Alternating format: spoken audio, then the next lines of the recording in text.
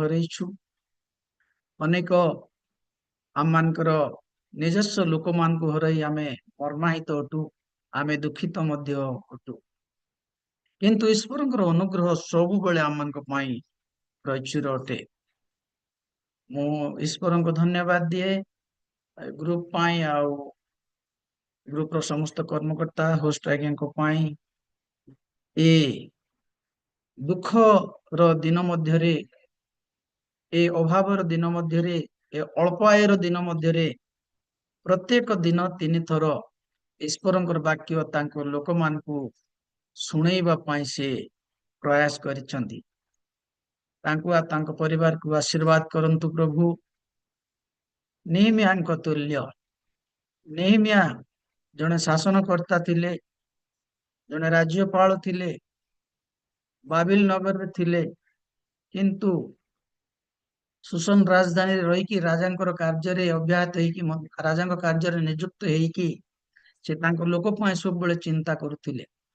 ईश्वरंकर लोक मान पाए जो माने चिंता करंती परमेश्वर से मान को पाए चिंता करिवे।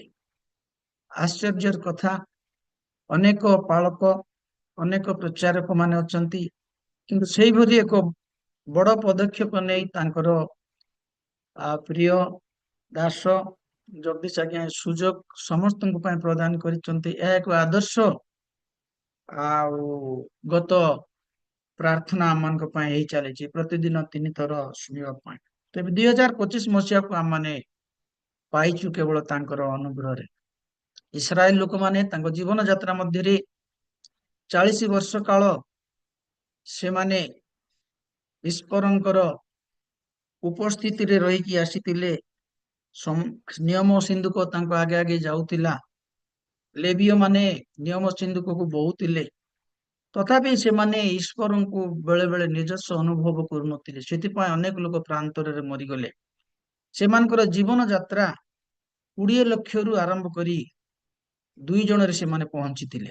यदि बा अनेक लोक पहुंचीतिले किंतु जो माने बाहरी थिले सेमान को मध्य मात्र 2 जन किनान देश रे पहुंचीतिले।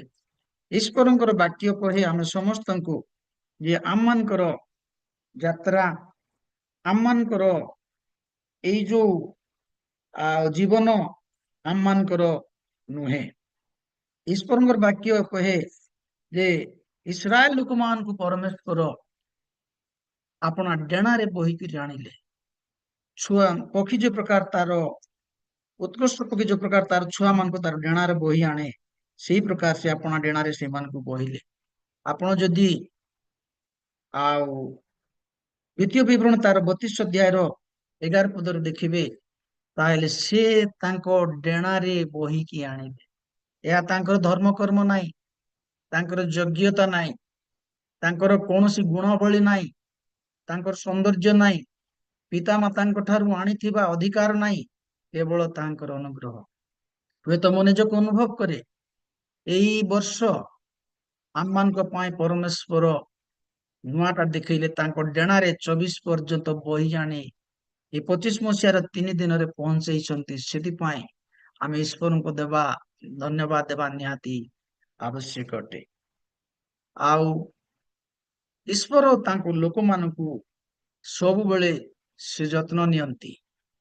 आमन जते बेले प्रार्थना करू आमनकर प्रार्थना से उत्तर देई थांती। प्रार्थना एक ए प्रकार अस्त्र कई जने कहंती जे ताहा बोमा ठारू मध्य शक्तिशाली। आज गोटे बही पढ़ुली जने प्रभुंकर दास लेखंती प्रार्थना समस्ते करंती किंतु उपवास समस्ते करि पारंती नाही।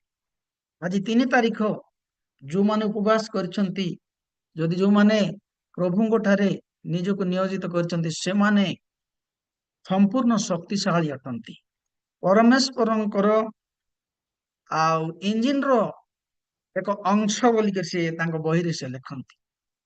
परमेश्वर मनुष्य पाए सब किछि करिवे, तांकर अनुग्रह से रखिवे। परमेश्वरंको बिना मनुष्य किछि करि पारे नाही। किंतु जॉन वेस्ली लेखंती मनुष्य को छाड़ी मध्य परमेश्वर किछि करिवे नाही। मनुष्य ସାହାଯ୍ୟ ଈଶ୍ୱର ସବୁବେଳେ ଚାହାନ୍ତି। ସାହାଯ୍ୟ ମିନ୍ସ ତାଙ୍କର ସାହାଯ୍ୟ ନାହିଁ, ମନୁଷ୍ୟର ସହଯୋଗ। ଉଭୟଙ୍କର କନେକ୍ସନ ଆବଶ୍ୟକ ଅଟେ। ଆମକୁ ଛାଡି ସେ କିଛି କରନ୍ତି ନାହିଁ। ଆମୋସ ପୁସ୍ତକରେ ସେ ଲେଖନ୍ତି ଯେ ଆମ୍ଭର ଲୋକମାନଙ୍କୁ ନ ଜଣାଇ ଆମେ କିଛି କରିବା ନାହିଁ। ପ୍ରିୟମାନେ, ଆଜି ଏଇ ବର୍ଷ ଆମ ପାଇଁ ସେ ଯାହା କରିବେ ଆମକୁ ଜଣେଇକି କରିବେ। ଆମମାନଙ୍କ ରାସ୍ତା ହୁଏତ ଭଲ ନାହିଁ, ଆମମାନଙ୍କର ଦିନ ହୁଏତ ଭଲ ନାହିଁ, 362 ଦିନ ଆହୁରି ପଡିଛି, କିନ୍ତୁ ଆମକୁ ନ ଜଣେଇ କିଛି କରିବେ ନାହିଁ। ତେବେ ଈଶ୍ୱର ଆମମାନଙ୍କ ପାଇଁ ଏକ ସୁନ୍ଦର ରାସ୍ତା ଦେଇଛନ୍ତି। ଆଉ ପ୍ରଭୁ ଅନୁଗ୍ରହ କରି କରି ପ୍ରଥମ ଆଜି ଶୁକ୍ରବାରରେ ଆମେ ସମସ୍ତଙ୍କୁ ଉପସ୍ଥିତ କରିଛନ୍ତି ଉପବାସ ପ୍ରାର୍ଥନାରେ ଯୋଗ ଦେବା ପାଇଁ। ତେବେ ଉପବାସ ପ୍ରାର୍ଥନା ଈଶ୍ୱରଙ୍କ ନିକଟବର୍ତ୍ତୀ କରେଇଥାଏ। ଜାକ୍ପୁନନ୍ ବୋଲି ଜଣେ ପ୍ରଭୁଙ୍କର ଦାସ, ବିଶିଷ୍ଟ ପ୍ରଭୁଙ୍କର ଦାସ, ତାଙ୍କ ବହିରେ ସେ ଲେଖନ୍ତି, ଯଦି ଅଧିକ ଈଶ୍ୱରଙ୍କ ସହିତ ମନୋଯୋଗୀ ହବ, ସେ ହଉଛି ଦୁଃଖୀ ଲୋକ। କେହି ଯଦି ଈଶ୍ୱରଙ୍କ ସହିତ ଅଧିକ ସମ୍ପର୍କ ରଖିବ, ସେ ହଉଛି ଭଗ୍ନ ହୃଦୟର। ଏହି ଯଦି ଅଧିକ ଈଶ୍ୱରଙ୍କ ସହିତ ମନୋଯୋଗୀ ହେଇକରି ଚାଲିବ, ସେ ହଉଛି ଉପବାସ କରିବା ଲୋକ। ଭଗ୍ନ ଚୂର୍ଣ୍ଣ ଅନ୍ତକରଣ ସଦାପ୍ରଭୁଙ୍କର ଗ୍ରାହ୍ୟ ଭଳି। ସେ ଚୂର୍ଣ୍ଣ ଅନ୍ତକରଣକୁ ତୁଚ୍ଛ କରନ୍ତି ନାହିଁ, ସେ ଭଗ୍ନ ମନାକୁ ତୁଚ୍ଛ କରନ୍ତି ନାହିଁ, ସେ ଉପବାସ କରିବା ଲୋକକୁ ତିରସ୍କାର କରନ୍ତି ନାହିଁ। ଯୋଉ ପ୍ରକାର ଆପଣ ଛୁଆକୁ ତା ଡେଣା ତଳେ ରଖେ, ତାଙ୍କୁ ଲୋକମାନଙ୍କୁ ସେ ସେଇ ପ୍ରକାର କରନ୍ତି। ପ୍ରିୟ ପ୍ରଭୁଙ୍କର ଲୋକମାନେ, ଆଜି ଈଶ୍ୱରଙ୍କର ବାକ୍ୟରେ ଆକୁ ଆମେ ମୁଁ ପ୍ରବେଶ କରିବା ପୂର୍ବରୁ, ମୋ ଟପିକ ଯିବା ପୂର୍ବରୁ ଏଇ କଥା ମୁଁ ଆପଣ ମାନଙ୍କୁ ୱିଶ କରେ, ଅଭିନନ୍ଦନ ଜଣାଇ ଏଇ ବର୍ଷ ସଦାପ୍ରଭୁ ପରମେଶ୍ୱର ଆପଣ ମାନଙ୍କୁ ତାଙ୍କ ଡେଣାରେ ବହିକି ନେବେ। ଏଇ ବର୍ଷର ଯାତ୍ରା ହୁଏତ ଆପଣ ଦେଖି ନାହାନ୍ତି। ଏଇ ବର୍ଷର ଯାତ୍ରା ଆପଣଙ୍କ ପାଇଁ ନୂଆ ଅଟେ। ଏଇ ବର୍ଷର ଯାତ୍ରା ଆପଣଙ୍କ ପାଇଁ ଏକ ଅଜଣା ରାସ୍ତା ଅଟେ। ଇସ୍ରାଏଲ ଲୋକମାନେ ଯଦି ବା ଯାଉଥିଲେ, ସେମାନେ ଗୋଟିଏ ରାସ୍ତାରେ ଅନେକ ବର୍ଷ ବୁଲିଲେ। ଈଶ୍ୱରଙ୍କୁ ଅବାଧ୍ୟ ହେଲେ, ଈଶ୍ୱରଙ୍କର କଥା ନ ମାନିଲେ ଆମେ ଗୋଟିଏ ରାସ୍ତାରେ ବର୍ଷ ବର୍ଷ ବୁଲୁଥିବା, କିନ୍ତୁ ଆମେ ଲକ୍ଷ୍ୟସ୍ଥଳରେ ପହଞ୍ଚି ପାରିବା ନାହିଁ। ଲକ୍ଷ୍ୟସ୍ଥଳରେ ପହଞ୍ଚିବା ପାଇଁ ହେଲେ ଆମମାନଙ୍କୁ ଈଶ୍ୱରଙ୍କର ଶରଣାଗତ ହେବାକୁ ପଡିବ, ଭଗ୍ନ ହୃଦୟ ହେବାକୁ ପଡିବ, ଚୂର୍ଣ୍ଣ ଅନ୍ତକରଣ ହେବାକୁ ପଡିବ। ଭଗ୍ନ ଆଉ ଚୂର୍ଣ୍ଣ ଅନ୍ତକରଣ ସଦାପ୍ରଭୁଙ୍କର ଗ୍ରାହ୍ୟ ଭଳି। ଆଉଥରେ ମୁଁ ସେ କଥା କହେ, ଭଗ୍ନ ହୃଦୟ ସଦାପ୍ରଭୁ ଗ୍ରହଣ କରନ୍ତି। ଭଗ୍ନର ଆଉ ଗୋଟେ ଚିତ୍ର ମୁଁ ଦେଖୁଥିଲି, ଇନଟୁସେ ବୋଲି ଗୋଟେ କମ୍ପାନୀ ଅଛି ଜାପାନରେ। ସେମାନେ ସବୁ ଭଙ୍ଗା ଜିନିଷକୁ ଏକତ୍ର କରନ୍ତି, ସବୁ ଭଙ୍ଗା ଜିନିଷକୁ ଏକାଠି କରନ୍ତି। ଆଉ ଯେତେବେଳେ ସେମାନେ ଏକାଠି କରନ୍ତି, ସେମାନେ କୌଣସି ଗୋଟେ ତାଟିଆ, ଗିନା କିମ୍ବା ଗୋଟେ ଥାଳି ବନାନ୍ତି।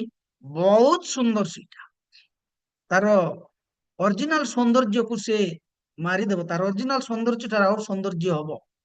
ଆମମାନଙ୍କ ଦେଶରେ ମଧ୍ୟ ତାହା ହୁଏତ ହଉଛି, କିନ୍ତୁ ବିଶେଷ କରି ଜାପାନ ଆହୁରି ଚାଇନା ଦେଶରେ ଦେଖିବେ, ସେମାନେ ଯେତେ ସବୁ ନଷ୍ଟ ଜିନିଷକୁ ଏକାଠି କରି ବନାନ୍ତି। ଖଣ୍ଡ ଖଣ୍ଡ ଜିନିଷକୁ ଯେତେବେଳେ ଗୋଟିଏ ଜାଗାରେ ଗୁନ୍ଥା ଯାଏ, ତାର ସୌନ୍ଦର୍ଯ୍ୟ ଆସେ। ଆପଣଙ୍କର ଭଗ୍ନ ହୃଦୟକୁ ଯେତେବେଳେ ଏକାଠି ଗୁନ୍ଥନ୍ତି, ଆପଣଙ୍କର ସୌନ୍ଦର୍ଯ୍ୟ ଆସିବ। ସେଇ ସୌନ୍ଦର୍ଯ୍ୟକୁ ଈଶ୍ୱର ପସନ୍ଦ କରିବେ। ଆପଣଙ୍କ ଭଗ୍ନ ହୃଦୟକୁ ଈଶ୍ୱର ଆଶୀର୍ବାଦ କରିବେ। ତେବେ ହୁଏତ ଏଠାରେ 25ଟା ଭଗ୍ନ ହୃଦୟ ଅଛି। ଯେତେବେଳେ ଆମେ ଏକତ୍ର ଭାବେ ଜଡିତ ହଉ, ପରମେଶ୍ୱର ତାକୁ ଗ୍ରାହ୍ୟ ବଳି ରୂପେ ଗ୍ରହଣ କରିବେ। 25ଟା ଡିଭାଇସ ରୁ ଅଛୁ, ଅନେକ ଲୋକ ଶୁଣୁଛନ୍ତି। ଆମମାନଙ୍କର ଖଣ୍ଡ ଖଣ୍ଡ ହୃଦୟ, ଆମମାନଙ୍କର ଖଣ୍ଡ ଖଣ୍ଡ ମନ ଯେତେବେଳେ ଏକତ୍ରିତ ହେବ, ପରମେଶ୍ୱର ଗୌରବ ପ୍ରାପ୍ତ ହେବେ। ପ୍ରିୟ ପ୍ରଭୁଙ୍କର ଲୋକମାନେ, ଏଇ ନୂଆ ବର୍ଷର ତୃତୀୟ ଦିନ ଏକ ଆଶୀର୍ବାଦର ଦିନ ଅଟେ। ତୃତୀୟ ଦିନରେ ପରମେଶ୍ୱର ଅନେକ ବିଷୟ କଲେ। ତୃତୀୟ ଦିନ ଏକ ଆଶୀର୍ବାଦର ଦିନ ଅଟେ। ପ୍ରଭୁ ଯୀଶୁ ଖ୍ରୀଷ୍ଟ ମୃତ୍ୟୁରୁ ଉଠିଲେ। ଆଜି ମଧ୍ୟ ତୃତୀୟ ଦିନ ସେ ଆମକୁ ସୁଯୋଗ ଦେଇଛନ୍ତି ଉପବାସ ପ୍ରାର୍ଥନାରେ ତାଙ୍କର ଗୌରବ କରିବା ନିମନ୍ତେ। ତେବେ ଉପବାସ ପ୍ରାର୍ଥନା ଆମମାନଙ୍କୁ ବଳିଷ୍ଠ କରିଥାଏ। ଉପବାସ ପ୍ରାର୍ଥନା କଣ? ଉପବାସ ପ୍ରାର୍ଥନା ହଉଛି ଯେ ଆମେ ସମସ୍ତେ ଜାଣୁ, ଆଉ ଉପବାସ ପ୍ରାର୍ଥନା ଏକ ବିଷୟ ଯାହାକି ଆମମାନଙ୍କର ଖାଦ୍ୟକୁ ଆମେ କିଛି ସମୟ ଆଉ ତ୍ୟାଗ କରି, ଆମମାନଙ୍କର ଖାଦ୍ୟକୁ ଆମେ ଛାଡିକି ଆମେ ପ୍ରଭୁଙ୍କ ପାଖକୁ ଆସିବାଟା ହଉଛି ଉପବାସ ପ୍ରାର୍ଥନା। ଯୋଉ କିଛି ଲୋଭ ଅଛି, କିଛି ଆମ ପାଖରେ ଆମ ପାଖରେ ଯାହା ଅଛି ତାକୁ ଛାଡି ଈଶ୍ୱରଙ୍କ ପାଖରେ ଆସିବା। ଆମ ଦେଶର ଉପବାସ ପ୍ରାର୍ଥନା ଆଉ ଅନ୍ୟ ଦେଶର ଉପବାସ ପ୍ରାର୍ଥନାର ଅନେକ ଭିନ୍ନତା ରହିଛି। ଆମ ଦେଶର ଉପବାସର ପ୍ରାର୍ଥନା ଆମେ ରାନ୍ଧି କରି ଆସିକରି ଉପବାସ କରୁ, କିନ୍ତୁ ବିଦେଶର ଉପଦେଶ ପ୍ରାର୍ଥନା ମୁଁ ଅନେକ ସମୟରେ ମୁଁ ଜାଣେ ବହୁତ ଲୋକମାନଙ୍କୁ ସେମାନଙ୍କର ଉପବାସର ପ୍ରାର୍ଥନା ସେଇ ଦିନର ଖାଦ୍ୟ ସେମାନେ ଈଶ୍ୱରଙ୍କ ଉଦ୍ଦେଶ୍ୟରେ ଦିଅନ୍ତି। ଆପଣ ଯେତେବେଳେ ଈଶ୍ୱରଙ୍କ ପାଇଁ ଖାଦ୍ୟ ଛାଡିଲେ ସେ ଖାଦ୍ୟରେ ଆପଣଙ୍କର ଅଧିକାର ନାହିଁ। ଆଜି 25 ଲୋକ ନା 24 ଲୋକ ଆମେ ବସିଛୁ, ଆଜିର ଉପବାସ ପ୍ରାର୍ଥନାର ଆମେ ଯୋଉ ଖାଦ୍ୟକୁ ଆମେ ଛାଡିଛୁ ସେଟା ଈଶ୍ୱରଙ୍କର, ଆପଣଙ୍କର ଆମର ନାହିଁ। ଆମ ସେଇଟା ଈଶ୍ୱରଙ୍କ ଉଦ୍ଦେଶ୍ୟରେ ଦେବାର ଅଛି। ସେଇଟା ହଉଛି ବିବ୍ଲିକାଲି ଉପବାସ। ଅନେକ ସମୟରେ ଆମ ମାନଙ୍କର ଉପବାସ ଟ୍ରାଡିସନାଲ ଉପବାସ ହେଇଯାଏ। ସମସ୍ତେ କରୁଛନ୍ତି ତ ମୁଁ ମଧ୍ୟ କରିବି, କିଛି ପ୍ରୋବ୍ଲେମ ନାହିଁ। ଆମ ମାନେ ଶୁକ୍ରବାର ଆସିଲେ କାହାକୁ ଯଦି ପଚାରୁଛୁ ଖାଇଲ କି ବୋଇଲେ, ଆଉ ଆମେ ଖାଇନାହିଁ ଆଜ୍ଞା, ଆଜି ଉପବାସ, ଆଉ ଆଜି ତ ଶୁକ୍ରବାର। କିନ୍ତୁ ଶୁକ୍ରବାର ଉପବାସରେ ଯୋଉ ଆପଣଙ୍କର ଗୋଟେ ଥାଳିରେ ଭାତ 5 ଟଙ୍କା ମନେକର ହେଲା, ଆଉ ଆମମାନଙ୍କର ଯଦି ଆହାର ଆହାର ଯୋଜନାରେ 5 ଟଙ୍କା ତାର ମୂଲ୍ୟ ହଉଛି, ଗୋଟେ ଭାତ ଥାଳିର ଭାତ 5 ଟଙ୍କା। ସେ 5 ଟଙ୍କା ଈଶ୍ୱରଙ୍କ ପାଖକୁ ଯିବାର ଅଛି, ସେଇଟା ଆପଣଙ୍କର ଅଧିକାର ନାହିଁ। ଯଦି ଆପଣ ସେ 5 ଟଙ୍କା ଈଶ୍ୱରଙ୍କ ପାଖରେ ପହଞ୍ଚେଇଲେ ତାହେଲେ ଆପଣଙ୍କର ପ୍ରାର୍ଥନା ଗ୍ରାହ୍ୟ ପ୍ରାର୍ଥନା। ଆପଣଙ୍କ ପ୍ରକୃତ ଉପବାସର ମୂଲ୍ୟକୁ ପରମେଶ୍ୱର ଗ୍ରହଣ କରିବେ, ଆଉ ଆପଣ ମଧ୍ୟ ଆନନ୍ଦିତ ହେବେ। ଆଉ ଆରାମସେ ଭାତ ମାଂସ ରାନ୍ଧିଦେବା, ଏବେ 3ଟା ହେଇଗଲେ ପ୍ରାର୍ଥନା ସରିଯିବ, ଖାଇଦେବା ବୋଲି କିଛି କିଛି ଲାଭ ନାହିଁ ସେଟା। ପ୍ରିୟ ପ୍ରଭୁଙ୍କର ଲୋକମାନେ, ଉପବାସର ମୂଲ୍ୟ ହଉଛି ଆମେ କିଛି ତ୍ୟାଗ କରିବା। ଆମେ ଯାହା ପାଇଛୁ ଈଶ୍ୱରଙ୍କ ପାଇଁ ତ୍ୟାଗ କରିବା, ଈଶ୍ୱରଙ୍କ ଉଦ୍ଦେଶ୍ୟରେ ଉତ୍ସର୍ଗ କରିବା। ସେ ଚାହିଁ ବସିଛନ୍ତି ଆମକୁ ଯେ ମୋ ଛୁଆ ହୁଏତ ପରିବର୍ତ୍ତନ କରି ଆଜି ଆସିଲା ମୋ ପାଖକୁ, ତା ହୃଦୟକୁ ମୁଁ ଦେବି। କିନ୍ତୁ ପରମେଶ୍ୱର ଆମମାନଙ୍କର ହୃଦୟରେ ବାସ କରନ୍ତି, ଆମମାନଙ୍କୁ ଆଶୀର୍ବାଦ କରନ୍ତି, କିନ୍ତୁ ଆମମାନଙ୍କର ଯୋଉ ତ୍ୟାଗ ଜିନିଷକୁ ଆମମାନଙ୍କୁ ଈଶ୍ୱରଙ୍କ ପାଇଁ ବୋଲି ଦେବାର ଅଛି। ଏଲି ଯାଜକର ପୁଅ ମାନେ ଯେତେବେଳେ ସେମାନେ ମନ୍ଦିରରେ ସେବା କରୁଥିଲେ, ସବୁ ଭଲ ଜିନିଷକୁ ସେମାନେ ରଖୁଥିଲେ, ଚର୍ବି ଜିନିଷ ଗୁଡାକ ଛୁରୀ ମାରିକି ରଖି ଦଉଥିଲେ ସେମାନେ, ଆଉ ଖରାପ ଜିନିଷ ସବୁ ସେମାନେ ଦଉଥିଲେ। ଲୋଭ, ମୋହମାୟା ତାଙ୍କୁ ଏମିତି କଲା, ପରମେଶ୍ୱର ତାଙ୍କୁ ତୁଚ୍ଛ କଲେ, ଆଉ ମନେ ପକେଇଲେ ନାହିଁ। ଆଉ ଯଦି ଆପଣ ସେଇ ଅଂଶ ପଢିବେ, ଆପଣ ଦେଖିବେ, ସମସ୍ତେ ପଢିଛନ୍ତି ଯେ ତୁମ ବଂଶର କୌଣସି ଲୋକ ଯାଜକ ପଦ ପ୍ରାପ୍ତ ହେବେ ନାହିଁ। ଆଜ୍ଞା, ଈଶ୍ୱର ନଥିବା ଉପବାସ ପ୍ରାର୍ଥନା କିଛି ମୂଲ୍ୟ ନାହିଁ। ମୁଁ ଅନେକ ସମୟରେ ଉପବାସ ପ୍ରାର୍ଥନା କରୁଥିଲି, ମୋ ଦେହ ଖରାପ ଥିଲା, ମୁଁ କରୁନାହିଁ। ପ୍ରଭୁ ମତେ ଅନୁଗ୍ରହ କରିଥିଲେ, ମୋ ବଡପଣ କଥା କହୁନାହିଁ, କିନ୍ତୁ ବହୁତ ଆମେ ଆଶୀର୍ବାଦ ପ୍ରାପ୍ତ ସେଥିପାଇଁ। ଯଦି ଆପଣ ଅଭ୍ୟାସ କରିବେ ଜାଣିବେ, ବାଇବେଲରେ ଅନେକ ପ୍ରଭୁଙ୍କର ଲୋକମାନେ ଉପବାସ ପ୍ରାର୍ଥନା କରିଛନ୍ତି। ମଶା 40 ଦିନ ଉପବାସ କରିଛନ୍ତି, ଏଷ୍ଟରଗଡ଼ 3 ଦିନ ଉପବାସ କରିଛନ୍ତି, ଯୀଶୁ ଆମମାନଙ୍କ ସ୍ୱୟଂ ଯୀଶୁ 40 ଦିନ ଉପବାସ କରିଛନ୍ତି, ପୁରାତନ ନିୟମରେ ଇସ୍ରାଏଲ ଲୋକମାନେ ଉପବାସ କରିଛନ୍ତି। ଏ ଉପବାସ ପ୍ରାର୍ଥନା ଯେତେବେଳେ ସେମାନେ ଦୁର୍ବଳ ହେଇଯାଆନ୍ତି, ଯେତେବେଳେ ସେମାନେ ନିଜକୁ ଆଉ ଦୁର୍ବଳ ମନେ କରନ୍ତି, ସେତେବେଳେ ଈଶ୍ୱରଙ୍କ ନିକଟକୁ ଗଲା ବେଳକୁ ଉପବାସ ପ୍ରାର୍ଥନା କରନ୍ତି।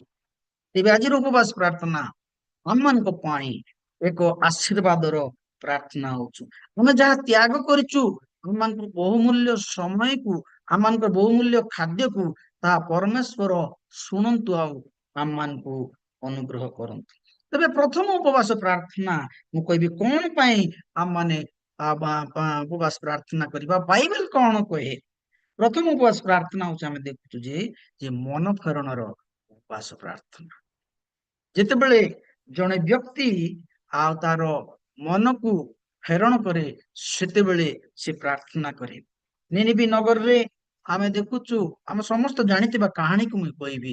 ନିନିବି ନଗରରେ ଜୋନସ ଗଲେ, ସେଠାକୁ ଗଲେ ଆଉ କହିଲେ ଯେ ତୁମ ନଗର ଦୁଷ୍ଟ ନଗର ଅଟେ। ରାଜାଙ୍କୁ ଜଣାଇଲେ, ତାଙ୍କ ଲୋକମାନଙ୍କୁ କହିଲେ, ତୁମେ ଯଦି ପ୍ରାର୍ଥନା ନ କରିବ, ପ୍ରଭୁଙ୍କ ନିକଟକୁ ନ ଫେରିବ, ତୁମେ ମରିବ, ତୁମେ ବଞ୍ଚିବ ନାହିଁ, ତୁମର ନଗର ଧ୍ୱଂସ ହେଇଯିବ।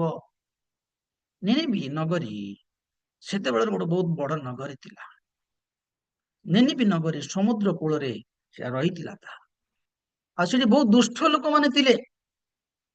ଏତେ ଦୁଷ୍ଟ ସେମାନେ ଥିଲେ, କୌଣସି ଲୋକକୁ ଯଦି ସେମାନେ ଦଣ୍ଡ ଦିଅନ୍ତି, ତାହେଲେ ସେଠିକାର ରାଜା गोटे हाथ को से माने कौन करते चिपेई दौले बोले एकदम सुखेई दौले गोटे हाथ को जीभ टिके काटी दौले दंड से प्रकार थिला आउ से माने दंड देवा कौन करते गोटे हाथ काटी गोटे हाथ छाड़ी दौले यही प्रकार एक दुष्ट नगरी थिला लोक मान से माने दंड दौले एते पाप कर्म से माने कले परमेश्वर से बोलिकरी से क्रोध कले आउ जुनस को पठाउछंती जुनस जति बेले जाउछंती आपण माने अनेक से कहानी जानती किंतु गोटे पद मु कहबा पई चाहे जे जुनस जति बेले जाउछंती कथा सुनिला परे से माने मन परिवर्तन करछंती हुए तो आपनको पालक आपणकर बापा माँ आपणकर परिजन आपणक स्त्री आपणक स्वामी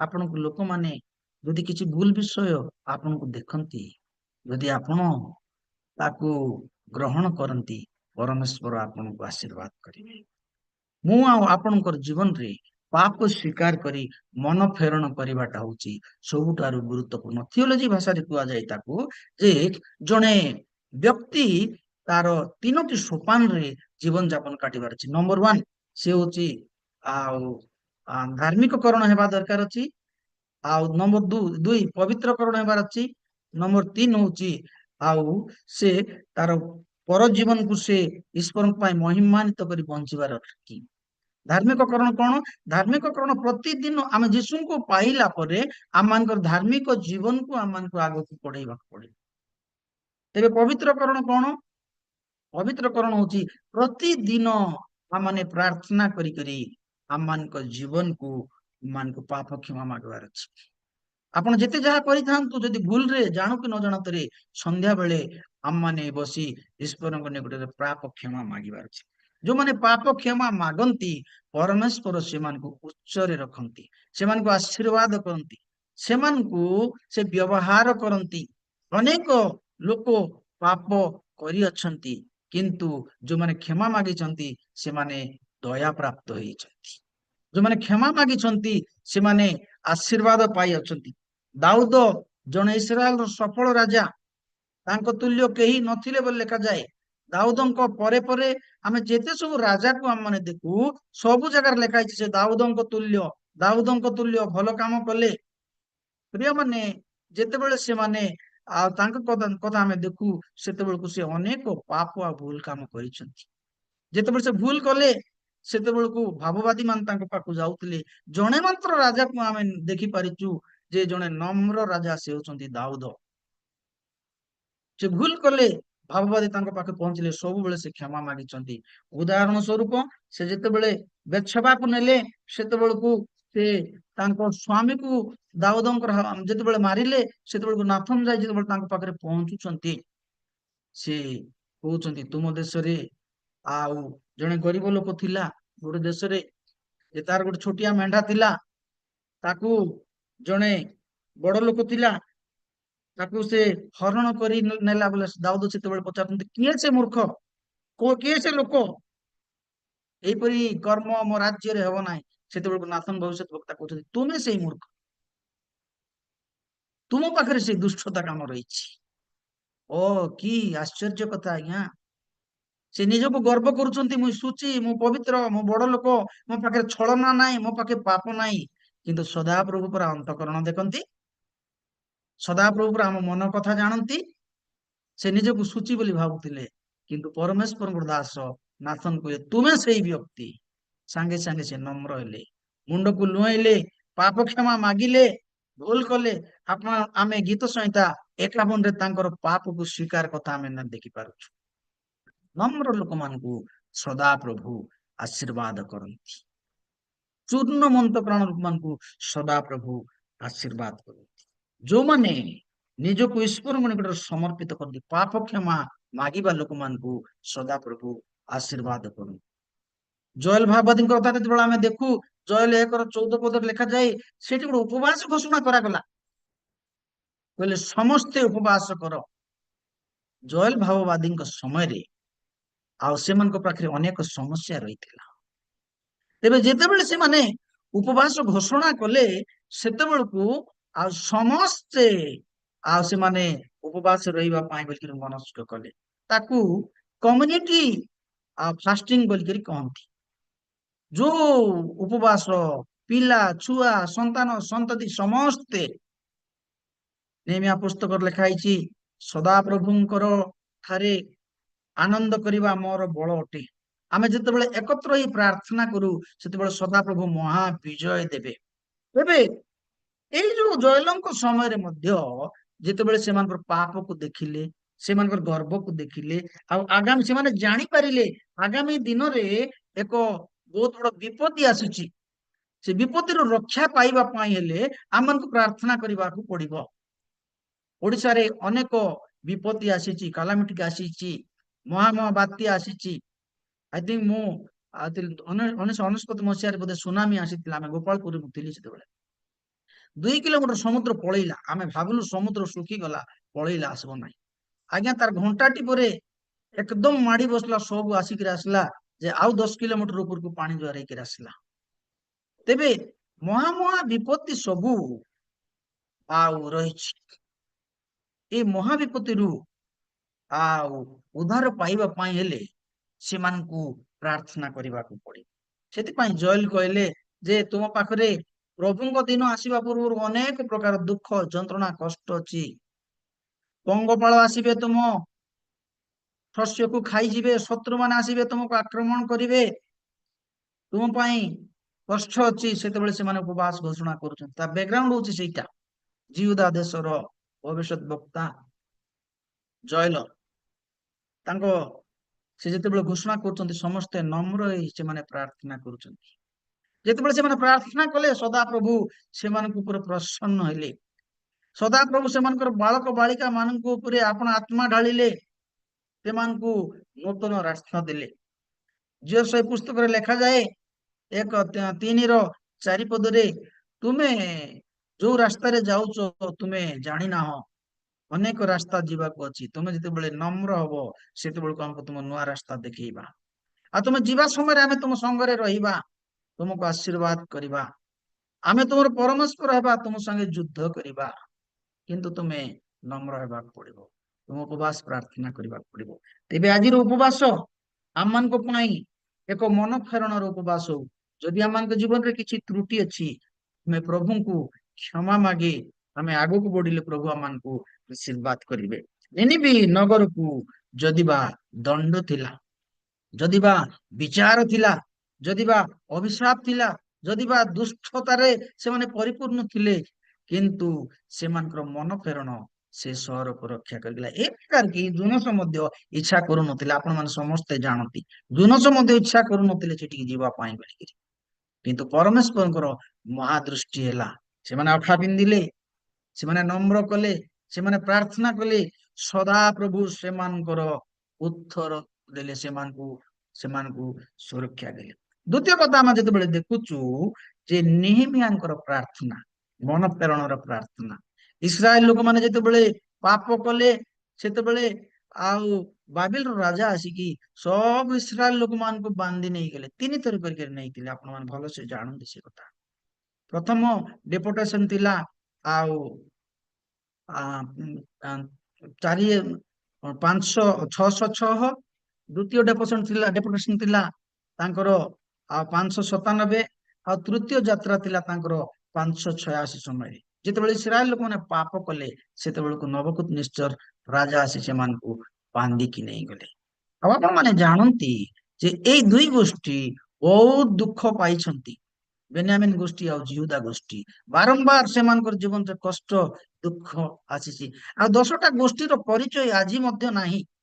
ଅନେକ ଲୋକ ଯୋଉ 10ଟା ଗୋଷ୍ଠୀ, ସେମାନେ ସମରିଆକୁ ଗଲେ, ସେମାନେ ଇସ୍ରାଏଲ ଦେଶକୁ ଗଲେ।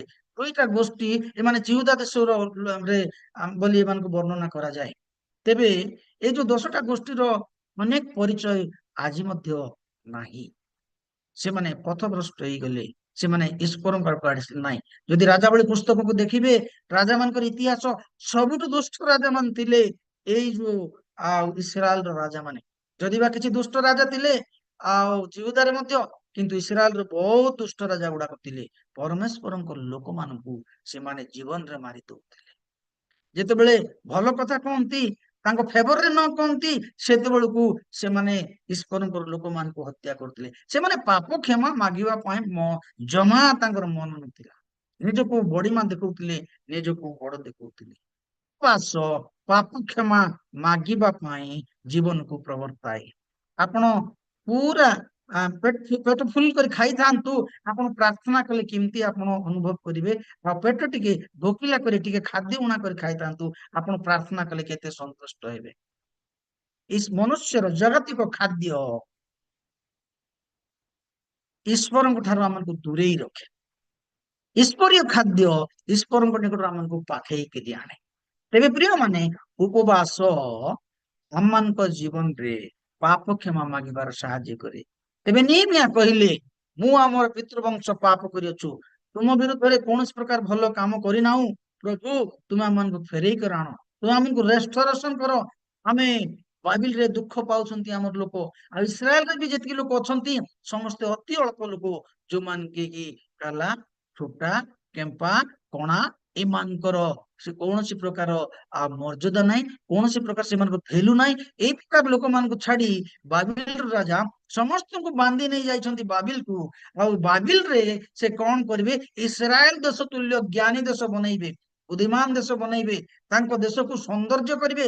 ସେଥିପାଇଁ ଇସ୍ରାଏଲ ଲୋକମାନଙ୍କୁ ନେଇ ସେଠାରେ ସେ ରଖିଛନ୍ତି। ଦାନିଏଲଙ୍କ ପରି ଲୋକକୁ, ଜେରିମିୟାଙ୍କ ପରି ଲୋକକୁ, ନେହେମିୟାଙ୍କ ପରି ଲୋକକୁ, ସାଇଙ୍କ ପରି ଲୋକକୁ, ଏ ବଡ ବଡ ଜ୍ଞାନୀ ମାନଙ୍କୁ ନେଇ ସେ ବାନ୍ଧିକରି ଟିକେ ରଖିଛନ୍ତି। ବାନ୍ଧିକରି ନାହିଁ, ଭଲ ପୋଜିସନରେ ବି ସେମାନେ ସେଠି ଅଛନ୍ତି। ରାଜା ଏମାନଙ୍କୁ ବାନ୍ଧି ନେଲେ, ଆଉ ତାଙ୍କ ରାଜଗୃହରେ କାର୍ଯ୍ୟ ଦେଲେ। ଆଜ୍ଞା, ରାଜଗୃହରେ ଯେତେବେଳେ ସେ କାର୍ଯ୍ୟ ଦେଲେ, ରାଜଗୃହର କାର୍ଯ୍ୟର ତାଙ୍କ ରାଜଗୃହରେ ରହିବେ, ରାଜାଙ୍କର ଖାଦ୍ୟ ଖାଇବେ, ରାଜାଙ୍କ ସାଙ୍ଗେ ଜୀବନ ଯାପନ କାଟିବେ। ଯଦିବା ସେମାନଙ୍କୁ ବହୁତ ବଡ ଅଫର ଦେଲେ, କିନ୍ତୁ ସେଠି କିଛି ମନ୍ତ୍ରଣା ଥିଲା, ଶୈତାନର କାର୍ଯ୍ୟ ଥିଲା। ସେମାନେ ରାଜାଙ୍କ ରାଜ୍ୟର ପ୍ରଜା ହେଇ, ଅଫିସର ହେଇ, ମନ୍ତ୍ରୀ ହେଇ ଜିଉଦିଅ ରୀତିନୀତିକୁ ପାସରି ଯିବେ, ତାଙ୍କ ପରମେଶ୍ୱରଙ୍କୁ ପାସରି ଯିବେ, ସବୁ ଭୁଲି ତାଙ୍କ ଦେବତାର ସେବା ସେମାନେ କରିବେ। ତାହା ଥିଲା ରାଜାର ମନୋଭାବ। କିନ୍ତୁ ଦୟାଳୁ ପରମେଶ୍ୱର ତାଙ୍କ ଲୋକମାନଙ୍କୁ ସେ ସ୍ମରଣ କରନ୍ତି। ଲେଟ୍ ହେଲେ ବି 70 ବର୍ଷ ପରେ ବି ସେ ସ୍ମରଣ କଲେ। ଆପଣଙ୍କୁ ଆଉ ମତେ ପରମେଶ୍ୱର ସ୍ମରଣ କରନ୍ତି। ଏଇ 2024 ମସିହାରେ ସେ ସ୍ମରଣ କରନ୍ତି। ଗୀତ ସଂହିତା 115:12 ଲେଖା ହେଇଛି, ସେ ତାଙ୍କ ଲୋକମାନଙ୍କ ପ୍ରତି ମନୋଯୋଗୀ ଅଟନ୍ତି। ଇମ୍ମାନୁଏଲ ପ୍ରେୟର ଗ୍ରୁପ ପ୍ରତି ସେ ମନୋଯୋଗୀ ଅଟନ୍ତି। ସେ ଆମମାନଙ୍କ ପାଇଁ ସେ ମନୋଯୋଗୀ ଅଟନ୍ତି। ସେ କେବେ ଭୁଲିବେ ନାହିଁ। ତାର ଯଦି 14 ଦେଖିବେ, ସେ ସେମାନଙ୍କୁ ବୃଦ୍ଧି କରିବେ, ଆଶୀର୍ବାଦ କରିବେ। ପ୍ରିୟ ପ୍ରଭୁଙ୍କର ଲୋକମାନେ, ସେ ତାଙ୍କ ପ୍ରତି ମନୋଯୋଗୀ ଅଟନ୍ତି।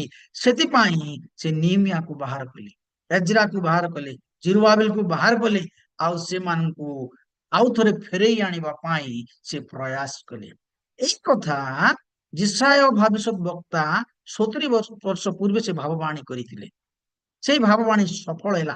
ଜେରେମିୟା ମଧ୍ୟ ଭାବବାଣୀ କରିଥିଲେ। ସେଇ ଭାବବାଣୀ ଯେତେବେଳେ ସଫଳ ହେଲା, କୋରସ ରାଜା ଯେତେବେଳେ ରାଜ୍ୟ କଲେ, ସେତେବେଳକୁ ତାଙ୍କୁ ଆଉ ଥରେ ଜେରୁସାଲେମକୁ ଫେରି ଆସିବା ପ୍ରୟାସ କରାଗଲା।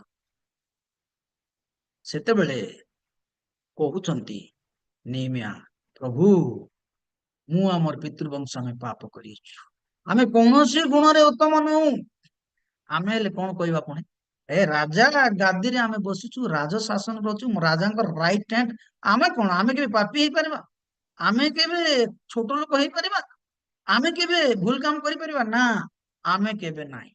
ନେହେମିୟା ଆସି ନିଜେ ମିଶଉଛନ୍ତି, ପ୍ରଭୁ ମୁଁ ଆଉ ମୋର ପିତୃବଂଶ ପାପ କରିଅଛୁ। ଯଦି ଆମେ ନିଜକୁ ନମ୍ର କରିବା, ସଦା ପ୍ରଭୁ ଆମମାନଙ୍କୁ ବିଜୟ ଦେବେ। ମନ ଫେରେଇବା, ସଦା ପ୍ରଭୁ ଆମମାନଙ୍କୁ ଫେରେଇକି ଆଣିବେ। ତେବେ ଏଇ 2025 ମସିହାର ତୃତୀୟ ଦିନରେ ସଦା ପ୍ରଭୁଙ୍କ ଠାରେ ଆମେ କରିଥିବା କୌଣସି ଛୋଟିଆ ମୋଟିଆ ଭୁଲ ବି ଆମେ ଯଦି କରିଛୁ, ଆମେ ତାଙ୍କୁ କ୍ଷମା ମାଗି ତାଙ୍କ ପାଖକୁ ଫେରେଇବା। ସେମାନଙ୍କୁ ରେଷ୍ଟୋର କରିବେ, ହରେଇଥିବା ଜିନିଷ ଆମକୁ ଦେବେ। ଏମାନେ କଣ କଣ ହରେଇଥିଲେ? ସେମାନଙ୍କର ଈଶ୍ୱରଙ୍କୁ ସେମାନେ ହରେଇଥିଲେ। କହିବାକୁ ଗଲେ ଧାର୍ମିକତାର ସ୍ୱାଧୀନ ନଥିଲା। ସେମାନଙ୍କର ଆଉ ସାଂସ୍କୃତିକ ବିଷୟ ସବୁ ହରେଇଥିଲେ। ସେମାନଙ୍କର ଧାର୍ମିକ ଜୀବନ ଯାପନ ହରେଇଥିଲେ। କିନ୍ତୁ ପରମେଶ୍ୱର ନେହେମିୟା, ଏଜରା, ଜିରୁବାବେଲଙ୍କ ମଧ୍ୟରେ ଆଉ ଥରେ ଫେରେଇବାକୁ ଚାହୁଁଛନ୍ତି, ରେଷ୍ଟୋର କରୁଛନ୍ତି ତାଙ୍କୁ। ପ୍ରଥମ ଜିନିଷ आपण मान कहली परमेश्वर ठार जिते आमे पाप क्षमा मागिबा नम्र हेबा प्रभु आम मान को फेरेइबे प्रभु आम मान को ନୂଆ ଜୀବନ ଦେବେ ନିନିବିକୁ ନୂଆ ଜୀବନ ଦେଲେ ଇସ୍ରାଏଲ ଲୋକମାନଙ୍କୁ ଆଉ ବାବିଲରୁ ଫେରେଇଲେ ଆମେ ମଧ୍ୟ ଆମ ମାନଙ୍କର ହରେଇଥିବା ଜିନିଷକୁ ଆଉ ଥରେ ପ୍ରାପ୍ତ ହେବା ସଦାପ୍ରଭୁଙ୍କ ଠାରେ ଯୋଉମାନେ ଶରଣାଗତ ହୁଅନ୍ତି ଏଇ 2025 ମସିହାରେ ଆପଣ ହଜେଇଥିବା ଜିନିଷ ପାଇବେ ଆପଣ ଚିନ୍ତା କରିନଥିବା ଜିନିଷ ଆପଣଙ୍କୁ ପରମେଶ୍ୱର ଫେରେଇ ଦେବେ ଆପଣ ଅନେକ ସମୟରେ ଭାବିଥିବେ କିଛି ହେଇପାରିବ ନାହିଁ ମୁଁ ଗୋଟେ ୟୁଜଲେସ୍ ଲୋକ କେତେ କାମ କଲେ ମଧ୍ୟ ଯୋଉଟା ଛୁଇଁଲେ ମଧ୍ୟ ମୁଁ କିଛି ସଫଳ ହେଇପାରୁନାହିଁ ଆଜ୍ଞା ଆପଣ ଯେତେବେଳେ ପ୍ରଭୁଙ୍କ ପାଖକୁ ଏଇ ବର୍ଷ ଏ ତୃତୀୟ ଦିନରେ ଆସି ପହଞ୍ଚିବେ ପରମେଶ୍ୱର ଆପଣଙ୍କ ମନୋବାଞ୍ଛାକୁ ପୂର୍ଣ୍ଣ କରିବେ ଆପଣଙ୍କର ଜିରୁସାଲମକୁ ଆପଣଙ୍କୁ ଫେରେଇ ଆଣିବେ ଆଉ ଥରେ ମନ୍ଦିରରେ ଆପଣ ଉପାସନା କରିବେ ଆଉ ଥରେ ସେଇ ଫଳ ଖାଇବେ ଆଉ ଥରେ ସେଇ ଦେଶରେ ରହିବେ ଆଉ ପରମେଶ୍ୱରଙ୍କର ପ୍ରତିଜ୍ଞାତ ଦେଶକୁ ଆପଣ ଫେରି ଆସିବେ ପରମେଶ୍ୱର ସବୁବେଳେ ଆପଣଙ୍କୁ ବନ୍ଦିତ୍ୱ ଅବସ୍ଥାରେ ରଖିବେ ନାହିଁ ପରମେଶ୍ୱର ସବୁବେଳେ ଆପଣଙ୍କୁ ଦାସତ୍ୱ ଅବସ୍ଥାରେ ରଖିବେ ନାହିଁ ଯେତେବେଳେ ମନ ଫେରଣ ଆମେ କରୁ ପ୍ରଭୁ ନୂଆ ଜୀବନ ଦେବେ ନୂଆ ସମୟ ଦେବେ ନୂଆ ଆଶୀର୍ବାଦ ଦେବେ ନୂଆ ଅନୁଗ୍ରହ କରିବେ ଉଦାହରଣ ସ୍ୱରୂପ ଆମେ ଦେଖିଲୁ ନିନିବିର ଲୋକମାନଙ୍କୁ ପରମେଶ୍ୱର ଆଶୀର୍ବାଦ କଲେ କ୍ଷମା ଦେଲେ ନୂଆ ଜୀବନ ଦେଲେ ଇସ୍ରାଏଲ ଲୋକମାନଙ୍କୁ ପ୍ରଭୁ ଆଶୀର୍ବାଦ କଲେ ଆଉ ସେମାନଙ୍କୁ ବାବିଲରୁ ଫେରେଇ ଆଣିବା ପାଇଁ ରାସ୍ତା ସେମାନଙ୍କୁ ଦେଲେ ନୂଆ ରାସ୍ତା ଦେଲେ ସେଇ କଥା ମୁଁ ଆପଣ ମାନଙ୍କୁ କହୁଥିଲି 203 ର 4 ପଦ ଶେଷ ଅଂଶରେ ଲେଖା ହେଇଛି ତୁମେ ମାନେ ଏ ଯୋଉ ରାସ୍ତାରେ କେହି ଜଣେ ପଢିଦେବେ ଦୟାକରି 203 ଅଧ୍ୟାୟର 4 ପଦର ଶେଷ ଅଂଶକୁ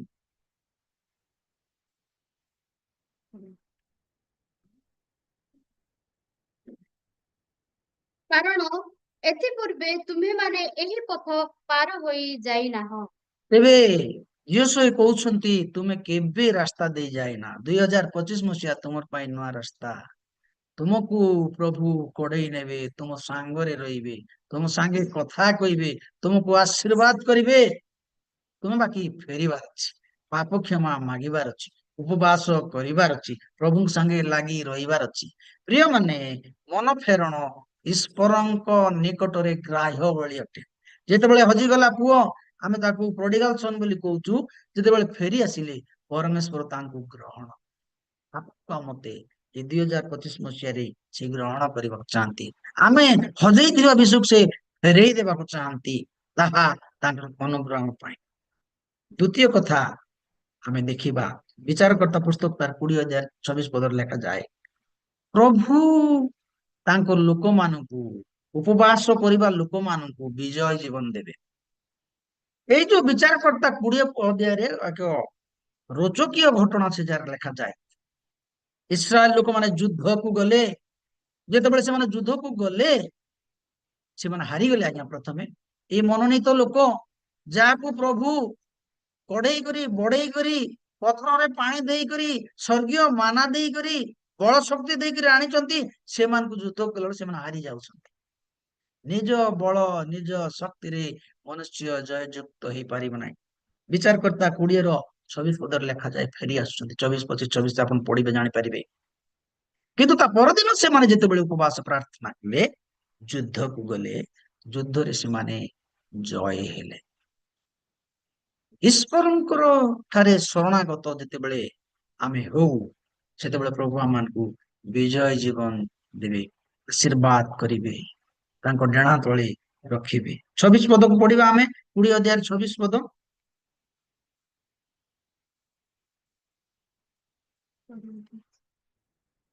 ସେ ଯଦି ପଢିବେ ଭଲ କଥା ଯଦି ନାଇଁ ବୋଲେ ତେବେ ସମସ୍ତ ଇସ୍ରାଏଲ ସନ୍ତାନ ପଢନ୍ତୁ ଦିଦି ତେବେ ସମସ୍ତ ଇସ୍ରାଏଲ ସନ୍ତାନ ଓ ସମସ୍ତ ଲୋକ ଉଠି ବେଥେଲକୁ ଯାଇ ରୋଦନ କଲେ ଓ ସଦାପ୍ରଭୁଙ୍କ ସମ୍ମୁଖରେ ବସି ସେଇଦିନ ସନ୍ଧ୍ୟା ପର୍ଯ୍ୟନ୍ତ ଉପବାସ କଲେ ଓ ସେମାନେ ସଦାପ୍ରଭୁଙ୍କ ସମ୍ମୁଖରେ ହେମ ବଳି ଓ ମଙ୍ଗଳାର୍ଥକ ବଳି ଉତ୍ସର୍ଗ କଲେ ବେଥେଲକୁ ଯାଇ ସେମାନେ ରୋଦନ କଲେ କ୍ରନ୍ଦନ କଲେ ହୋମ ବଳି ଉତ୍ସର୍ଗ କଲେ ମଙ୍ଗଳାର୍ଥକ ବଳି କଲେ ଗୋଟେ ଦିନ ଉପବାସ କଲେ 40 ଦିନ କରିନାହାନ୍ତି ଏଠି 21 ଦିନ କରିନାହାନ୍ତି ଏଠି ଗୋଟେ ଦିନ ଉପବାସ କଲେ ଗୋଟିଏ ଦିନର ଉପବାସ ଜୟଯୁକ୍ତ ଆଣିଦେଲା ତାଙ୍କ ଜୀବନରେ ଗୋଟିଏ ଦିନର ଉପବାସ ଆପଣଙ୍କୁ ବିଜୟ ଆଣିଦେବ। ଆପଣଙ୍କର ଗୋଟେ ଓଳିର ଉପବାସ ଆପଣଙ୍କୁ ବିଜୟ ଆଣିଦେବ। ଡାଇବେଟିକ ହେଇଛି ଭଲ କଥା, ଗୋଟେ ଓଳି ଉପବାସ କରନ୍ତୁ, କିଛି କଥା ନାହିଁ। ଆପଣ ପ୍ରଭୁଟା ସମର୍ପିତ ହୁଅନ୍ତୁ, ଆପଣ ପ୍ରଭୁ ବିଜୟ ଜୀବନ ଦେବେ।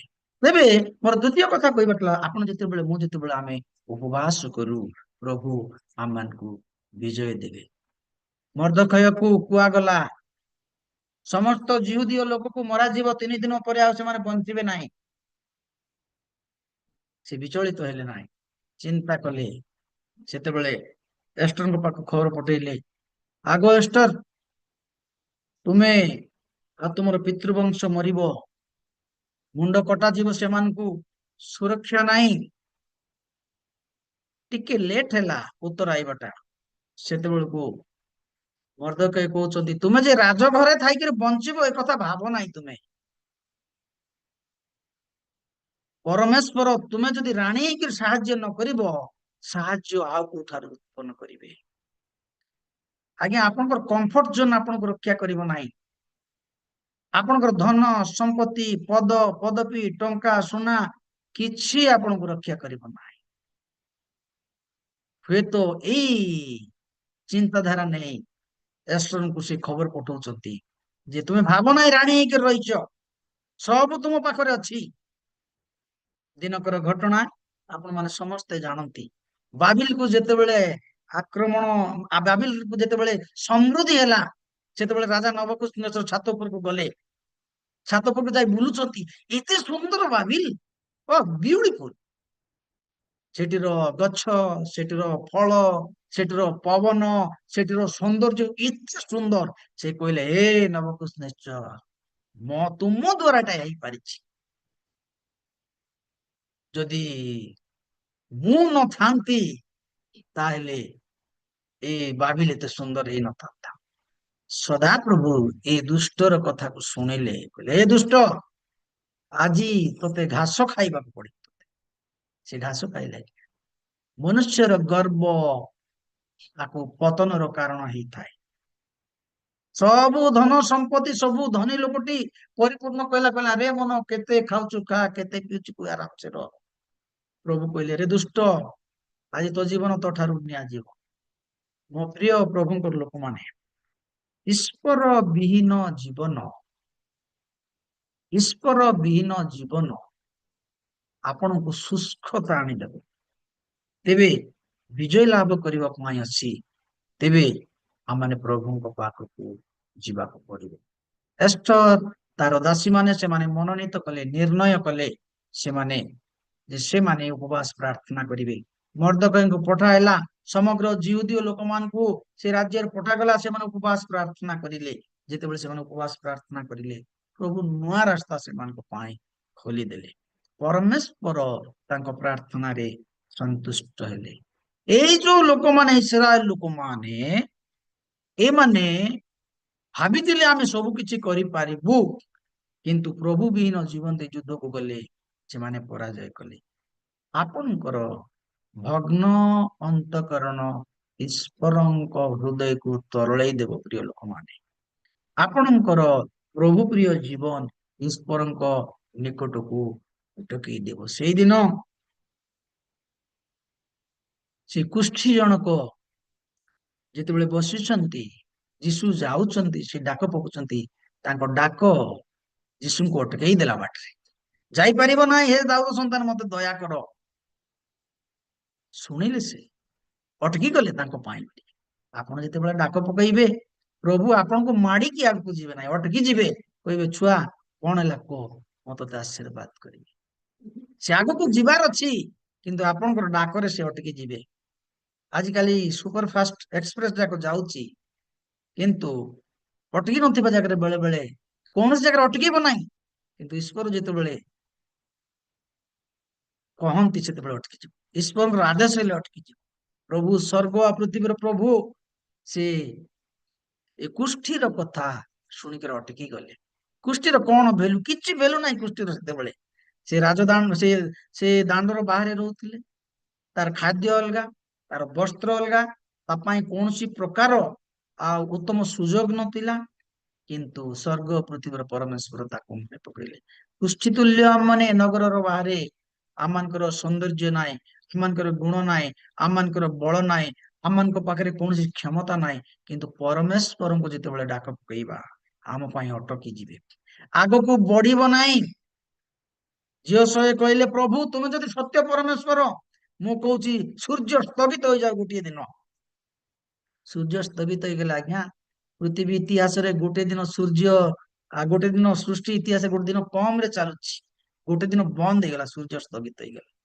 ପରମେଶ୍ୱର ଆପଣଙ୍କର ଆମ ଡାକକୁ ଶୁଣି ଅଗ୍ରସର ହେବେ ନାହିଁ, ସେ ରହିଯିବେ ସେଠି, କହିବେ ତୋ ପାଇଁ ମୁଁ କଣ କରୁଛି କୁହ। ସେତେବେଳକୁ ସେ ଆମ ଉପରେ ଆପଣଙ୍କ ଉପରେ ହସ୍ତ ଥୋଇବେ। ତେବେ ପ୍ରିୟ ମାନେ, ଇମ୍ମାନୁଏଲ ପ୍ରେୟର ଗ୍ରୁପ ର ଯାତ୍ରାରେ ଯେତେବେଳେ ଆପଣ ମାନେ ମୁଁ ଡାକୁଛୁ, ଆପଣ ମାନେ ଡାକନ୍ତି, ପରମେଶ୍ୱର ଇମ୍ମାନୁଏଲ ଗ୍ରୁପ ପାଖକୁ ଆସିକି ଅଟକି ଯିବେ, କହିବେ ଜଗଦୀଶ ଆଜ୍ଞା କଣ ହେଲା କୁହ, ମୁଁ ତୁମ ପାଇଁ କଣ କରିବି। ଗ୍ରୁପ ର ସବୁ ମେମ୍ବର୍ସ ମାନେ କଣ ହେଲା କୁହ, ମୁଁ ତୁମ ପାଇଁ ଅଟକି ଯିବି।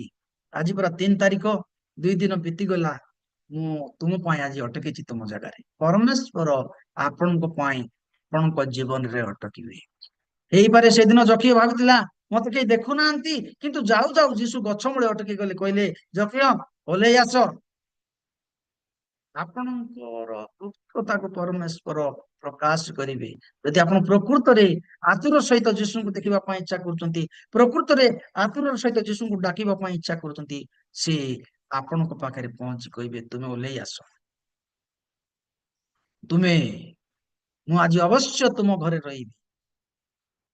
ତୁମେ ଗଛ ମୂଳେ ସିନା ରହିଛ, ମୁଁ ତୁମ ଘରେ ଆସିକି ରହିବି। ଉପବାସ ପ୍ରାର୍ଥନା ଯୀଶୁଙ୍କୁ ଆପଣଙ୍କ ଘରକୁ ଆଣିଦେବ।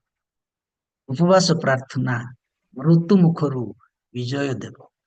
ଉପବାସ ପ୍ରାର୍ଥନା ସେ ତାଙ୍କ ହୃଦୟକୁ ତରଳେଇ ଦେବ, ଆଗକୁ ଯିବାକୁ ଦେବ ନାହିଁ। ଯୀଶୁ ଆଗକୁ ଯାଇପାରିବେ ନାହିଁ, ସେଠି ରହିଯିବେ, ଆପଣଙ୍କୁ ଆଶୀର୍ବାଦ କରିବେ।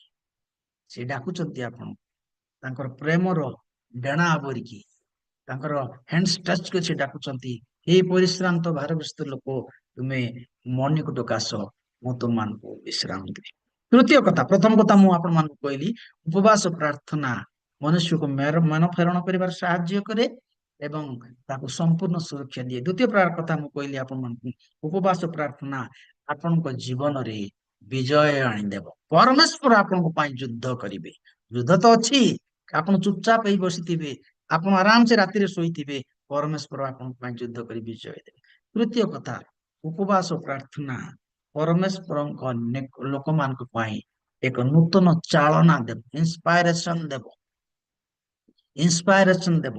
ଆମେ ଯେତେବେଳେ ଆଉ ପ୍ରେରିତ ପୁସ୍ତକ 13 ଅଧ୍ୟାୟରେ 2 ପଦକୁ ଦେଖୁ, ସେଠି ଲେଖାଯାଏ ଯେ ଏଇମାନେ ଆଦ୍ୟ ମଣ୍ଡଳୀର ଲୋକମାନେ ଉପବାସ ପ୍ରାର୍ଥନା କରୁଛନ୍ତି। କଣ ପାଇଁ ପ୍ରାର୍ଥନା କରୁଛନ୍ତି? ମନୋନୀତ କରିବା ପାଇଁ ପ୍ରେରିତ ମାନଙ୍କୁ, ବର୍ଣ୍ଣବାକୁ ଆଉ ପାଉଲକୁ ସେମାନେ ପଠେଇବେ, ମଣ୍ଡଳୀ ପଠେଇବ, ସେମାନେ ସୁସମାଚାର ପ୍ରଚାର କରିବେ। ସେଥିପାଇଁ ସେମାନେ ପବିତ୍ର ଆତ୍ମାଙ୍କର ଚାଳନାର ଆବଶ୍ୟକ କରୁଛନ୍ତି। ଈଶ୍ୱରଙ୍କ ଚାଳନା ପ୍ରତ୍ୟେକ ବ୍ୟକ୍ତି ପାଇଁ ବୋଲି ଆବଶ୍ୟକ। କେହି କହିପାରିବ ନାହିଁ ଈଶ୍ୱରଙ୍କ ଚାଳନାରେ ବିନା ଚାଳନାରେ ମୁଁ ସକ୍ସେସ ହେବି ବୋଲି। ସେଥିପାଇଁ ହିତୋପଦେଶ ଲେଖାଯାଏ ଯେ ଈଶ୍ୱରୀୟ ପ୍ରତ୍ୟାଦେଶ ଅଭାବରେ ଲୋକମାନେ ବିନଷ୍ଟ ହୁଅନ୍ତି। ଆଜି ମୁଁ ତାକୁ ଦେଖୁଥିଲି, ହିବ୍ରୁ ବାଇବଲରେ ଲେଖା ହେଇଛି, ସେଟା କମ୍ୟୁନିକେସନ ବୋଲି, ସେଟା ମନୁଷ୍ୟ ଆହୁରି ଈଶ୍ୱରଙ୍କ ମଧ୍ୟରେ ସେଟା ଗୋଟେ କମ୍ୟୁନିକେସନ, ପ୍ରତ୍ୟାଦେଶ, ଯୋଉଟା ସ୍ୱପ୍ନ ଦର୍ଶନ, ହିବ୍ରୁ ବାଇବଲରେ କମ୍ୟୁନିକେସନ ବୋଲି ଲେଖା ହେଇଛି। ପ୍ରିୟମାନେ, ଈଶ୍ୱର ଉପବାସ ପ୍ରାର୍ଥନା ଦ୍ଵାରା ମିଳିପାଏ। ଆମମାନଙ୍କର ଧାର୍ମିକ ପରମ୍ପରା ନାହିଁ, କି ଆମମାନଙ୍କର ବଳ ଜ୍ଞାନ ଶକ୍ତି ଦ୍ଵାରା ନାହିଁ, କି ବେଶୀ ବାଇବଲ ଆପଣ ପଢି ପକେଇଛନ୍ତି ସେଟା ପାଇଁ ମଧ୍ୟ ଆପଣଙ୍କୁ ଚାଳନା ମିଳିବ ନାହିଁ। ଆପଣ ବାଇବଲ ପଢବାଟା ଆଉ ପ୍ରାର୍ଥନା କର ପ୍ୟାରାଲେଲରେ ଯିବାକୁ ପଡବ। ବେଶୀ ବାଇବଲ ପଢିକରି ପ୍ରାର୍ଥନା କରିବେ ନାହିଁ ବୋଲେ ଆପଣ ବେକାର, କିଛି ଲାଭ ନାହିଁ, ଖାଲି ଜ୍ଞାନ ଅର୍ଜନ କରିବେ। କେତେ କେତେ ଲୋକ ରାତି ଦିନ ବାଇବଲ ପଢି ପକେଇବେ, ପ୍ରାର୍ଥନା କରିବେ, କିଛି ଲାଭ ନାହିଁ ଆଜ୍ଞା। ଆପଣ ଈଶ୍ୱରଙ୍କ ଚାଳନା ପାଇପାରିବେ ନାହିଁ। ଖାଲି ପ୍ରାର୍ଥନା କଲେ ବି ହବ ନାହିଁ, ବାଇବଲ ପଢବାର ଅଛି। ଆପଣ ପ୍ୟାରାଲେଲ ହେଇକି ଯେତେବେଳେ ଚାଲିବେ, ପରମେଶ୍ୱର ଆପଣଙ୍କୁ ଚାଳନା ଦେବେ। ପରମେଶ୍ୱର ବିଭିନ୍ନ ମାଧ୍ୟମରେ ଚାଳନା ଦିଅନ୍ତି। ଆପଣ କାର୍ଯ୍ୟ କରିବା ପାଇଁ ଚାଳନା ଦେବେ, ଆପଣ ବେପାର କରିବା ପାଇଁ ଚାଳନା ଦେବେ, ଆପଣଙ୍କ ପୁଅ ପାଠ ପଢିବା ପାଇଁ ଚାଳନା ଦେବେ, ଆପଣ ଘର ବାନ୍ଧିବା ପାଇଁ ଚାଳନା ଦେବେ। ଏସବୁ ଈଶ୍ୱରଙ୍କ ଠାରୁ ଚାଳନା ଆସିଥାଏ, ଗାଇଡେନ୍ସ ଆସିଥାଏ। ହିନ୍ଦୀରେ ତାକୁ ମାର୍ଗଦର୍ଶନ ବୋଲିକି କହିବେ। ମାର୍ଗଦର୍ଶନ ଈଶ୍ୱର ଦିଅନ୍ତି। ଯଦି ଈଶ୍ୱରଙ୍କର ଚାଳନା ପ୍ରାପ୍ତ ନୁହନ୍ତି, କୌଣସି କାମ କେବେ କରନ୍ତୁ ନାହିଁ। ଆଜିକାଲି ଲୋକମାନେ ପାଞ୍ଜି ଦେଖୁଛନ୍ତି, ଆଗରେ ବି ଦେଖୁଥିଲେ, ଏବେ ବି ଦେଖୁଛନ୍ତି। ପାଞ୍ଜି ଦେଖିକରି କରିବେ। ଆମେ ଗୋଟେ ଘରକୁ ଯାଇଥିଲୁ, ସେମାନେ ସେ ଗୋଟେ ଘର ବିକିବା ପାଇଁ ଖ୍ରୀଷ୍ଟିଆନ ଲୋକ ଗୋଟେ କରିଛନ୍ତି, ବହୁତ ସୁନ୍ଦର ଘର। ସେମାନେ ଯେତେବେଳେ ବିକିବା ପାଇଁ ଚେଷ୍ଟା କଲେ ବି ବିକି ପାରୁନାହାନ୍ତି। ଆମେରିକାରେ ରହିଲା ପରେ ଘର ଗୋଟେ ରାୟଗଡା କରିଛନ୍ତି ଜଣେ। ସେଇ ଘର ହିନ୍ଦୁ ଲୋକ ରହିଲେ 1 କୋଟି ଟଙ୍କା ଯିବ, ତାଙ୍କେ 50 ଲକ୍ଷ ଦେଇ ବୋଲେ ବି କିଏ ନଉନାହାନ୍ତି। ହିନ୍ଦୁ ଲୋକ କହୁଛନ୍ତି ସେମାନଙ୍କୁ, ନା ଏଟା ବାସ୍ତୁ ଦୋଷ ଅଛି ଏଠି। ପୂର୍ବ ଦିଗ ଆଡେ ମୁହଁ କରି ଘର କଲେ ସେ ଘରେ ଶୁଭ ହେବ ନାହିଁ, ସେ ଘରେ ଧନ ଆସିବ ନାହିଁ। ଆଉ ଘର ମୁହଁରେ ରାସ୍ତା ଅଛି, ସେ ଘର ବାସ୍ତୁ ଦୋଷ ରହିଥାଏ, ସୂର୍ଯ୍ୟଙ୍କର କୋପ ପଡେ, ତେଣୁ ବିକ୍ରି ହେଇପାରିବ ନାହିଁ। ବ୍ରାଣ୍ଡେଡ ନ୍ୟୁ ଘର ଆଜ୍ଞା ବିକ୍ରି ହେଇପାରୁନାହିଁ। ଈଶ୍ୱରଙ୍କର ଚାଳନା ନାହିଁ ଲୋକମାନଙ୍କ ପାଖରେ। ପାଞ୍ଜି ଉପରେ, ଏ ଶୁଆ ଉପରେ, ଚଢେଇକୁ ଯୋଉ ଈଶ୍ୱର ତିଆରି କଲେ, ସେ ଚଢେଇ ଉପରେ ଲୋକମାନେ ନିର୍ଭର କରନ୍ତି। 10 ଟଙ୍କା 15 ଟଙ୍କା ଦିଅନ୍ତି ସେଥିପାଇଁ। ସେ ଚଢେଇକୁ ସେ ଲୋକ ଯୋଉଟା ଶିଖେଇଥିଲେ ଗୋଟେ ଗୋଟେ କାଢି ଆଣିକରି ପକେଇବ, ସେଇଟା ପଡିଲେ ଖୁସି ହେଇକରି ବାନ୍ତି। ଖ୍ରୀଷ୍ଟିଆନ ଲୋକମାନେ ମଧ୍ୟ ଈଶ୍ୱରଙ୍କ ଉପରେ ନିର୍ଭର ନାହିଁ, ଏ ଶୁଆ ଚଢେଇ ଉପରେ ନିର୍ଭର। ସେମାନେ କେହି ଡାଉରିଆ ବାନ୍ଧି ଦିଅନ୍ତି ହାତରେ, କେହି ଛୁଆକୁ ଜନ୍ମ ହେଲେ ଏଡେ ଏଡେ କଳା ଏଠି ଟିପନ୍ତି। ଏଠି କଳା ଆପଣଙ୍କ ବଡ ନା ଆପଣଙ୍କର ପରମେଶ୍ୱରଙ୍କର ହାତ ବଡ ଆଜ୍ଞା। କେହି ରାଶି ଫଳ ଦେଖନ୍ତୁ, ବେଶୀ ଖ୍ରୀଷ୍ଟିଆନ ଲୋକମାନେ ରାଶି ଫଳ ଦେଖିବେ। ନ୍ୟୁଜ ପେପର ଆସୁ ଆସୁ ସେମାନେ ରାଶି ଫଳ ଦେଖିବେ। ମୋର ଜଣେ ଷ୍ଟାଫ ଥିଲେ, ମୋ ସାଙ୍ଗେ କାମ କରୁଥିଲେ, ଆସୁ ଆସୁ ସାର୍ ଆଉ ଆଜି ରାଶି ଫଳ କେନ୍ତା ଅଛି ଯେ ଦେଖମା ଟିକେ।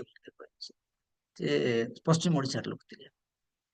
ରାଶି ଫଳ ଯଦି ସେଦିନ ଖରାପ ବୋଲଛନ୍ ଘରୁ ବାହାରିବେ ନାହିଁ, ସେ ରହିଯିବେ ଘରେ ଆରାମସେ। ଏ ବାଇବେଲ କୁ ଆଉ ପଚାରିବେ ନାହିଁ, ବାଇବେଲ କୁ ଆଉ ପଢିବେ ନାହିଁ। ବାଇବେଲ ରଖା ହେଇଥିବ, ରବିବାର ଦିନ ବାଇବେଲ ବାହାରିବ, ଭିଜିଟ କରିଯିବ ଚର୍ଚ୍ଚକୁ, ଆଉ ଥରେ ଆସିକି ତାର ଜାଗାରେ ବସା ବାନ୍ଧିକି ଆରାମସେ ସେ ରହିବ। କିନ୍ତୁ ରାଶିଫଳ ସବୁଦିନ ଦେଖାଯିବ ସେଠି। ଖ୍ରୀଷ୍ଟିଆନ ଲୋକମାନଙ୍କ ପାଖରେ ଏ ଅନ୍ଧବିଶ୍ୱାସ, ଈଶ୍ୱରଙ୍କ ଚାଳନାକୁ ସେମାନେ ଅନୁଭବ କରନ୍ତି ନାହିଁ। ଗୋଟେ ପାଷ୍ଟର ଆଜ୍ଞା 3ଟା ମୁଦି ପିନ୍ଧି ଦେଇଥିଲେ। ଆଜ୍ଞା ଆପଣ ଏ 3ଟା ମୁଦି କାହିଁକି ପିନ୍ଧିଛନ୍ତି ବେଲା? ନାଇଁ ମୋର ଶାଶୁ ଶ୍ୱଶୁରଙ୍କର ହିନ୍ଦୁ ଲୋକ ତ ଶୁଭ ମୁଦି ଗୋଟେ ଦେଇଛନ୍ତି, ଏଇଟା ଗଲେ ପୁଣି କୁଆଡେ ଗଲେ ସେ ଦେଖିଲେ ଶୁଭ ହବ। ହେଲେ ତମ ଶାଶୁ ଶ୍ୱଶୁରକୁ ଦେଇଦେଲ ନାଇଁ, ଆଉ 2ଟା ଆଜ୍ଞା ତାଙ୍କେ ଧନୀ ହେଇଯିବେ ପୁଣି। ନା ମତେ ଶୁଭ ପକେଇ ଦେଇଛନ୍ତି ପାଷ୍ଟର ଆଜ୍ଞା। ଅତି ଦୁଃଖର କଥା, ଈଶ୍ୱରଙ୍କର ଚାଳନା ଆମମାନେ ପ୍ରାପ୍ତ ନ ହେଇ ଆମେ ଏ ଖଡି ପାଞ୍ଜି ଦେଖିକରି, ଛୁଆକୁ ଦେଖିକରି ଆମମାନଙ୍କର ଭବିଷ୍ୟତକୁ ନିର୍ଦ୍ଧାରଣ କରିଥାଉ। ପ୍ରିୟ ପ୍ରଭୁଙ୍କର ଲୋକମାନେ, ଏ 2025 ମସିହାରେ ଏ ଶୁଆ ଆପଣଙ୍କୁ 31 ଯାଇ ନେବ ନାହିଁ। ଶୁଆ ମରିଯିବ, କିନ୍ତୁ ଯୋଉ ଈଶ୍ୱର ଧରିଛନ୍ତି, ଯୋଉ ଈଶ୍ୱର ଆମକୁ ସୃଷ୍ଟି କରିଛନ୍ତି, ସେ ଆକା ଆମକୁ ଆଗକୁ ନେବେ। ତୃତୀୟ କଥା, ଉପବାସରେ ବିଜୟ ଲାଭ ଆସିଥାଏ, ଉପବାସରେ ଚାଳନା ଆସିଥାଏ। ଯଦି ଚାଳନା ପ୍ରାପ୍ତ ହୁଅନ୍ତି, ଆପଣ ଯାହା କଲେ ତାହା ସଫଳ ହବ। ଈଶ୍ୱର ଆପଣଙ୍କ ସାଙ୍ଗରେ ରହିବେ। ଜଗଦୀଶ ଆଜ୍ଞା, ମୁଁ କେତେ ସମୟ କହିପାରିବି? ଆଜ୍ଞା ଅଧଘଣ୍ଟା ଆଜ୍ଞା। Thank you very much. ଏବେ ପ୍ରଥମ କଥା ଆମେ ଦେଖିଲୁ, ମନ ଉପବାସରେ ମନ ଫେରଣ ହୁଏ। ଦ୍ୱିତୀୟ କଥା ଦେଖିଲୁ, ଉପବାସରେ ବିଜୟ ଲାଭ ପ୍ରାପ୍ତ ହୁଏ। ତୃତୀୟ କଥା ଦେଖିଲୁ, ଉପବାସରେ ପ୍ରଭୁ ଆମମାନଙ୍କୁ ଚାଳନା ଦିଅନ୍ତି। ମେଷପାଳକ ମାନଙ୍କୁ ଚାଳନା ଦେଲେ, ସେମାନେ ଗଲେ, କିଏ ମେଷପାଳକ ମାନଙ୍କୁ ପଚାରେ? କିନ୍ତୁ ସ୍ୱର୍ଗର ଦୂତ ମାନେ ଯାଇ ତାଙ୍କୁ ଯାଇ କହିଲେ। ଏତେ ଖୁସି ହେଇଗଲେ ସେଦିନ ମେଷପାଳକ ମାନେ, ହୁଏତ ସେମାନେ ଭାବିଲେ, ଆରେ ଏ ରୋମିଓ ସମ୍ରାଟଙ୍କ ସମୟରେ ଆମକୁ କିଏ ପଚାରୁନଥିଲେ? ଜ୍ଞାନୀ ଲୋକମାନେ, ବୁଦ୍ଧିମ ଲୋକମାନେ ଥିଲେ, ଏ ବୁଦ୍ଧିହୀନ ଲୋକମାନଙ୍କ ପାଖରେ ଏଇ ସ୍ୱର୍ଗର ବାଣୀ ଆମକୁ ପହଞ୍ଚୁଛି। ଚାଳନା ଈଶ୍ୱର ଦିଅନ୍ତି। ଚାଳନା ରାଜାଙ୍କ ଠାରୁ ଆସେ ନାହିଁ, ଚାଳନା ଜଗତ ଠାରୁ ଆସେ ନାହିଁ, ଚାଳନା ଜ୍ଞାନୀ ଲୋକ ଠାରୁ ଆସେ ନାହିଁ। ଜ୍ଞାନୀ ଲୋକ ବୁଦ୍ଧିମାନର କଥା କହିପାରନ୍ତି, ଇତିହାସ କଥା କହିପାରନ୍ତି, କିନ୍ତୁ ଚାଳନା ଈଶ୍ୱରଙ୍କ ଠାରୁ ଆସେ। ଯଦି ଈଶ୍ୱରୀୟ ଚାଳନାରେ ଆଉ ଆପଣ ଚାଲିବେ, ଆପଣ ଆଉ ମୁଁ ଆମ ଜୀବନରେ ଆମେ ସକ୍ସେସ। କେହି ଜଣେ ମତେ କହୁଥିଲେ, ମୁଁ ଜାଣି ନାହିଁ କେତେ ଦୂର ସତ କେତେ ଦୂର ମିଛ। ଗଜପତିରେ ଜଣେ ପ୍ରଭୁଙ୍କର ଦାସ ଥିଲେ, ଆଉ ସେ ଯେତେବେଳେ ଏ ଗାଁରୁ ସେ ଗାଁକୁ ପ୍ରୋଗ୍ରାମ କୁ ଯାଆନ୍ତି, 1 କିଲୋମିଟର ଚାଲିଲା ପରେ ଆଉ ସେ ଅନ୍ତର୍ନିହିତ ହେଇଯାଆନ୍ତି, ଆଉ ଗୋଟେ ଜାଗାରେ ଯାଇକରି ପହଞ୍ଚିଥାନ୍ତି। ଚାଳନା ମନୁଷ୍ୟକୁ ଈଶ୍ୱରଙ୍କର ନିକଟବର୍ତ୍ତୀ କରାଇଥାଏ। ପ୍ରିୟ ପ୍ରଭୁଙ୍କର ଲୋକମାନେ, ଈଶ୍ୱରଙ୍କ ଠାରେ ଆଣ୍ଠୁ ମାଗି ପ୍ରାର୍ଥନା କରିବା, ଈଶ୍ୱରଙ୍କ ନିକଟରେ ଚାଳନା ପ୍ରାପ୍ତ ହେବା, ତାହେଲେ 2024-25 ମସିହା ଆମମାନଙ୍କର ରାସ୍ତା ସୁଗମ ହବ। ଆମେ ତ ଦେଖିନୁ ଏ ରାସ୍ତା, ପ୍ରଭୁ ଆମମାନଙ୍କୁ ଲକ୍ଷ୍ୟ ସ୍ଥଳରେ ପହଞ୍ଚେଇବେ, ପ୍ରଭୁ ଆମମାନଙ୍କୁ ଆଶୀର୍ବାଦ ଆଉ ଅନୁଗ୍ରହ କରିବେ। ତେବେ ଉପବାସ ଖାଲି ଚାଳନା ଆଣିଦେବ, ଈଶ୍ୱରଙ୍କର ଇନ୍ସପାଇରେସନ ଆଣିଦେବ, ଈଶ୍ୱରଙ୍କର ଦର୍ଶନ ଆଣିଦେବ, ସେ କଥା ନାହିଁ।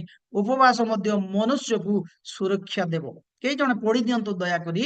ଆଉ ଏଜରା ପୁସ୍ତକ 8 ଅଧ୍ୟାୟର 21 ପଦରୁ 23 ପଦରେ ଲେଖାଯାଏ ଯେ ଏଜରା କହୁଛନ୍ତି ଯେ ମୁଁ ଈଶ୍ୱରଙ୍କ ଠାରୁ ସୁରକ୍ଷା ପାଇବା ପାଇଁ ଉପବାସ କରିବି।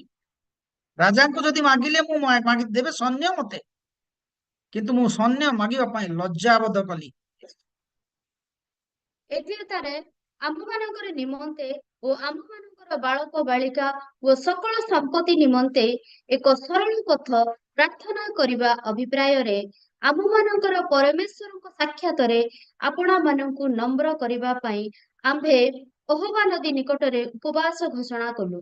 କାରଣ ପଥ ମଧ୍ୟରେ ଶତ୍ରୁ ବିରୁଦ୍ଧରେ ଆମ୍ଭମାନଙ୍କର ସାହାଯ୍ୟ କରଣାର୍ଥେ ରାଜାଙ୍କୁ ଏକ ଦଳ ସୈନ୍ୟ ଓ ଅଶ୍ୱାରୂଢ ମାଗିବାକୁ ଆମ୍ଭର ଲଜ୍ଜାବୋଧ ହେଲା।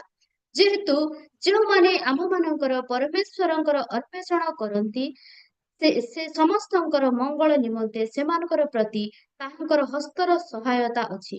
ମାତ୍ର ଯେଉଁମାନେ ତାହାଙ୍କୁ ପରିତ୍ୟାଗ କରନ୍ତି, ସେ ସମସ୍ତଙ୍କର ପ୍ରତିକୂଳରେ ତାହାଙ୍କର ପରାକ୍ରମ ଓ କୋପ ଅଛି। ଏ କଥା ଆମ୍ଭେମାନେ ରାଜାଙ୍କୁ କହିଥିଲୁ। ଏହେତୁ ଆମ୍ଭେମାନେ ଉପବାସ କଲୁ ଓ ତହିଁ ନିମନ୍ତେ ଆମ୍ଭମାନଙ୍କର ପରମେଶ୍ୱରଙ୍କର ନିକଟରେ ବିନତି କଲୁ। ତହିଁରେ ସେ ଆମ୍ଭମାନଙ୍କର ପ୍ରତି ପ୍ରସନ୍ନ ହେଲେ। ଆମେନ୍। ଏଜରା କିଛି ଲୋକକୁ ଧରିକରି ଆସୁଛନ୍ତି, ସେତେବେଳକୁ ରାଜା ପଚାରିଲେ ତାଙ୍କୁ, ଏଜରା ତୁମକୁ କିଛି ସୈନ୍ୟ ସାମନ୍ତ ଦରକାର କି ସୁରକ୍ଷା ପାଇଁ? ଶତ୍ରୁ ଚାରିଆଡେ ଅଛନ୍ତି। ସେତେବେଳେ ଏଜରା କହିଲେ, ନା ପ୍ରଭୁ, ଦରକାର ନାହିଁ। ଆମେ ତ ରାଜା ମାନଙ୍କର ରାଜା, ପ୍ରଭୁ ମାନଙ୍କର ପ୍ରଭୁ, ସୈନ୍ୟ ମାନଙ୍କର ସୈନ୍ୟ। ସେ ଗୋଟିଏ କଥା ଅର୍ଡର କରିଦେଲା ବେଳକୁ ଆମଙ୍କର ସୁରକ୍ଷା ସବୁ ଜାତ ହବ। ତଥାପି ଆସୁ ଆସୁ ଏଜରା ଟିକେ ମନ ଉଣା କରି କହୁଛନ୍ତି ଯେ ମୁଁ ଟିକେ ଲଜ୍ଜାବୋଧ କଲି ରାଜାଙ୍କୁ ମାଗିବା ପାଇଁ, ହେଲେ ବି ଆମକୁ ସୁରକ୍ଷାର ହୁଏତ ଆବଶ୍ୟକ ପଡିପାରେ, କିନ୍ତୁ ମୁଁ ଆଉ ରାଜାଙ୍କର ସାହାଯ୍ୟ ମାଗିବା ପାଇଁ ଚାହେଁ। ଆସୁ ଆମମାନେ ଉପବାସ କରୁ। ସାହାଯ୍ୟ ପାଇଁ କୌଣସି ରାଜାଙ୍କ ପାଖକୁ ଆମେ ନ ଯାଉ, ସାହାଯ୍ୟ ପାଇଁ ସ୍ୱର୍ଗର ରାଜା ମାନଙ୍କର ରାଜାଙ୍କ ପାଖକୁ ଯାଉ, ଉପବାସ କରୁ, ମନ ଫେରଣ କରୁ, ଆମମାନଙ୍କ ହୃଦୟକୁ ଭଗ୍ନ କରୁ, ଆମେ ତାଙ୍କ ନିକଟକୁ ଯାଉ। ତେବେ ସେ ଆମମାନଙ୍କ ଶତ୍ରୁ ସମ୍ମୁଖରେ ଆମମାନଙ୍କୁ ସୁରକ୍ଷା ଦେବେ। ସୁରକ୍ଷା ଈଶ୍ୱରଙ୍କ ନିକଟରୁ ଆସିଥାଏ। ସୁରକ୍ଷା ସେ ନିଜେ ପ୍ରଦାନ କରନ୍ତି। ସୁରକ୍ଷା କାହାଠାରୁ ଆସେ ନାହିଁ। ମୁଁ ଆଉ ଥରେ ଦୋହରାଇବାକୁ ଚାହେଁ, 2019 ମସିହା ସୁରକ୍ଷା ଥିବା ଲୋକମାନେ ମରିଗଲେ, ଧନ ଥିବା ଲୋକମାନେ ମରିଗଲେ। ରାୟଗଡାର ଗୋଟେ ଧନୀ ଲୋକ ଥିଲେ, ତାଙ୍କୁ ନେଲେ ବିଶାଖାପଟନମ, କିନ୍ତୁ ହୃଷ୍ଟପୃଷ୍ଟ ହେଇକରି ଗଲେ, ଆଉ ଫେରିଲେ ନାହିଁ। ଜୀବନ ଥାଇକି ତାଙ୍କ ମର ଶରୀର ଫେରି ଆସିଲା। ଈଶ୍ୱରଙ୍କର ହସ୍ତ ଆପଣଙ୍କୁ ସୁରକ୍ଷା ଦିଏ। ଉପବାସ ଆପଣଙ୍କୁ ସୁରକ୍ଷା ଦିଏ। ଯଦି ଆପଣ ସୁରକ୍ଷା ପାଇଁ ଚାହୁଁଛନ୍ତି, ତାହେଲେ ଉପବାସ ପ୍ରାର୍ଥନା କରିବାକୁ ପଡିବ, ଈଶ୍ୱରଙ୍କ ପାଖକୁ ଯିବାକୁ ପଡିବ। ଏଜରା କହନ୍ତି, ମୁଁ ଲଜ୍ଜାବୋଧ କଲି ସୁରକ୍ଷା ମାଗିବା ପାଇଁ, ସୈନ୍ୟ ମାନଙ୍କୁ ନେବା ପାଇଁ। ଈଶ୍ୱରଙ୍କର ଲୋକମାନେ ଲାଜ କରିବା କଥା ଯେ, ଆଉ କଣ ପାଇଁ ନା ଜଗତର ସାହାଯ୍ୟ ପାଇଁ। ପ୍ରଥମ ସାହାଯ୍ୟ ଈଶ୍ୱରଙ୍କ ଠାରୁ ଆସେ। କେଉଁଠାରୁ ମୋର ସାହାଯ୍ୟ ଆସିବ? ଘାଡ ଉପରେ ମୋର ସାହାଯ୍ୟ ଆସିବ, ଦାଉଦ ଗୀତର ଚକ କହନ୍ତି। ଲଜ୍ଜାବୋଧ କଲି କାହିଁକି? ଈଶ୍ୱରଙ୍କର ମଙ୍ଗଳମୟ ହସ୍ତ ଆମ ମାନଙ୍କ ସାଙ୍ଗରେ ଥିଲା। ଆଜ୍ଞା, ମଙ୍ଗଳମୟ ହସ୍ତ, ଅମଙ୍ଗଳର ହସ୍ତ ନାହିଁ, ତାଙ୍କ ହସ୍ତରେ ମଙ୍ଗଳ ଅଛି। ସେ କେବେ ବି କାହାକୁ ଅମଙ୍ଗଳ କରନ୍ତି ନାହିଁ। ଆମେ ବେଳେ ବେଳେ ଅମଙ୍ଗଳ ଚିନ୍ତା କରିଥାଉ ଅନ୍ୟର। ମନୁଷ୍ୟ ମାନେ, ଆପଣଙ୍କର ପଡୋଶା ଘର ଆପଣଙ୍କର ଅମଙ୍ଗଳ ଚିନ୍ତା, ଆପଣ ଟିକେ ଭଲ ହେଇକରି ଯଦି ରହିବେ, ଅମଙ୍ଗଳ ଚିନ୍ତା କରିବେ ସେମାନେ। ଇଏ ଏକା ଖାଇ ଦଉଛି, ଇଏ ଏକା ଆଣୁଛି, ଇଏ ଏକା ବଡଲେଇକି ଗଲା, ଆର ଛୁଆ ଏମିତି ହେଇଗଲେ, ଇଏ ସେମିତି ହେଇଗଲା। ମନୁଷ୍ୟର ସ୍ୱଭାବ ସେଇଗୁଡାକ ସବୁ। କିନ୍ତୁ ଯୋଉ ଈଶ୍ୱରଙ୍କୁ ଆପଣ ମୁଁ ସେବା କରୁଛୁ ସେ ମଙ୍ଗଳମୟ ସଦାପ୍ରଭୁ। ସେ କେବେ ବି ଆପଣଙ୍କ ପ୍ରତି ଅମଙ୍ଗଳ କରିବେ ନାହିଁ। ଏ ଉପବାସ ପ୍ରାର୍ଥନା ଆପଣଙ୍କ ଜୀବନରେ ମଙ୍ଗଳ ଆଣିଦେବ, ସୁରକ୍ଷା ଆଣିଦେବ। ମୁଁ ଧନ୍ୟବାଦ ଦିଏ ଜଗଦୀଶ ଆଜ୍ଞାକୁ।